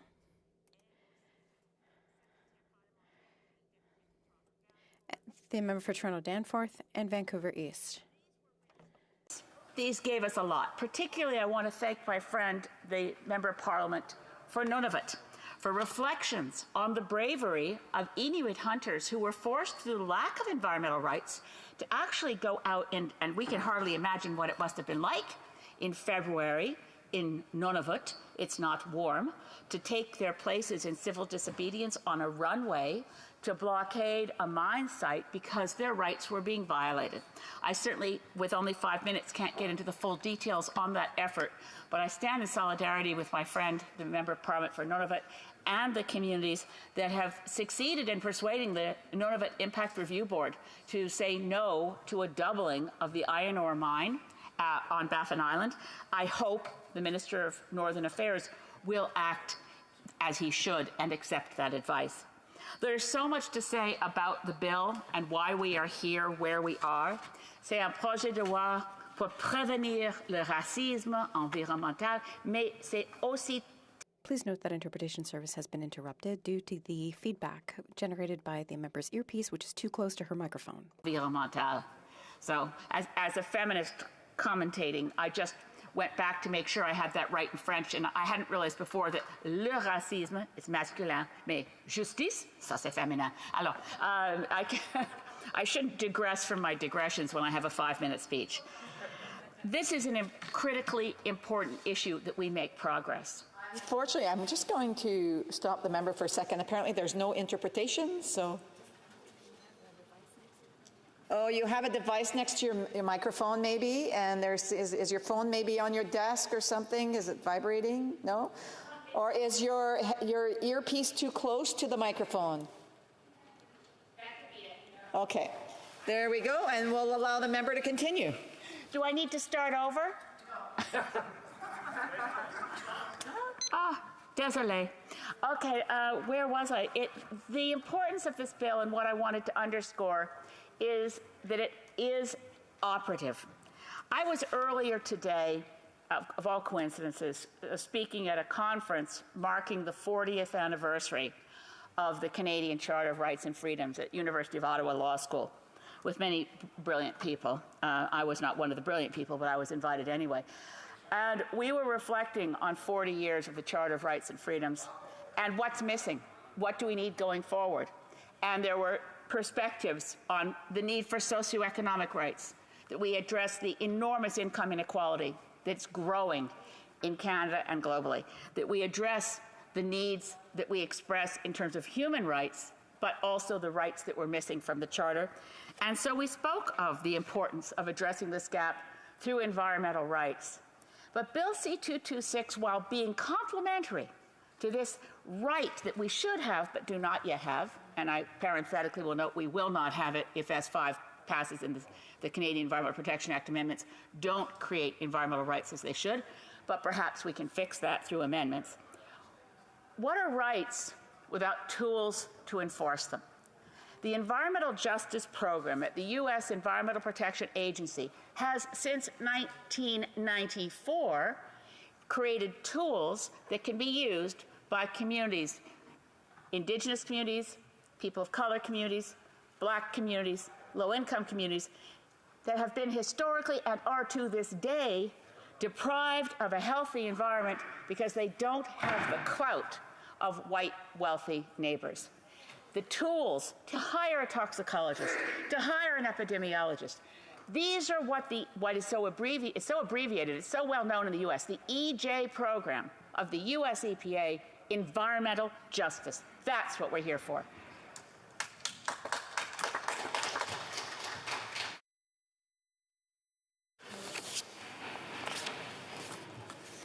question is as follows. Ms. May, Saanich Gulf Islands, seconded by Mr. Scarpalagia, moves that Bill C-226, an act respecting the development of a national strategy to assess, prevent, and address environmental racism and to advance environmental justice, be now read a second time and referred to the Standing Committee on Environment and Sustainable Development. Si un député d'un parti If a member of a recognized party present in the House wishes to request a recorded division or that the motion be adopted on division, I would invite them to rise and indicate it to the Chair. The Honourable Parliamentary Secretary to the Government House Leader. Speaker, I would ask for recorded division. Pursuant to order made on Thursday, November 25th, 2021, the division stands deferred until Wednesday, June 22nd, 2022, at the expiry of the time provided for oral questions. It being 2:14, this House stands adjourned until Monday at 11 a.m. pursuant to Standing Order 24-1. Here, God save.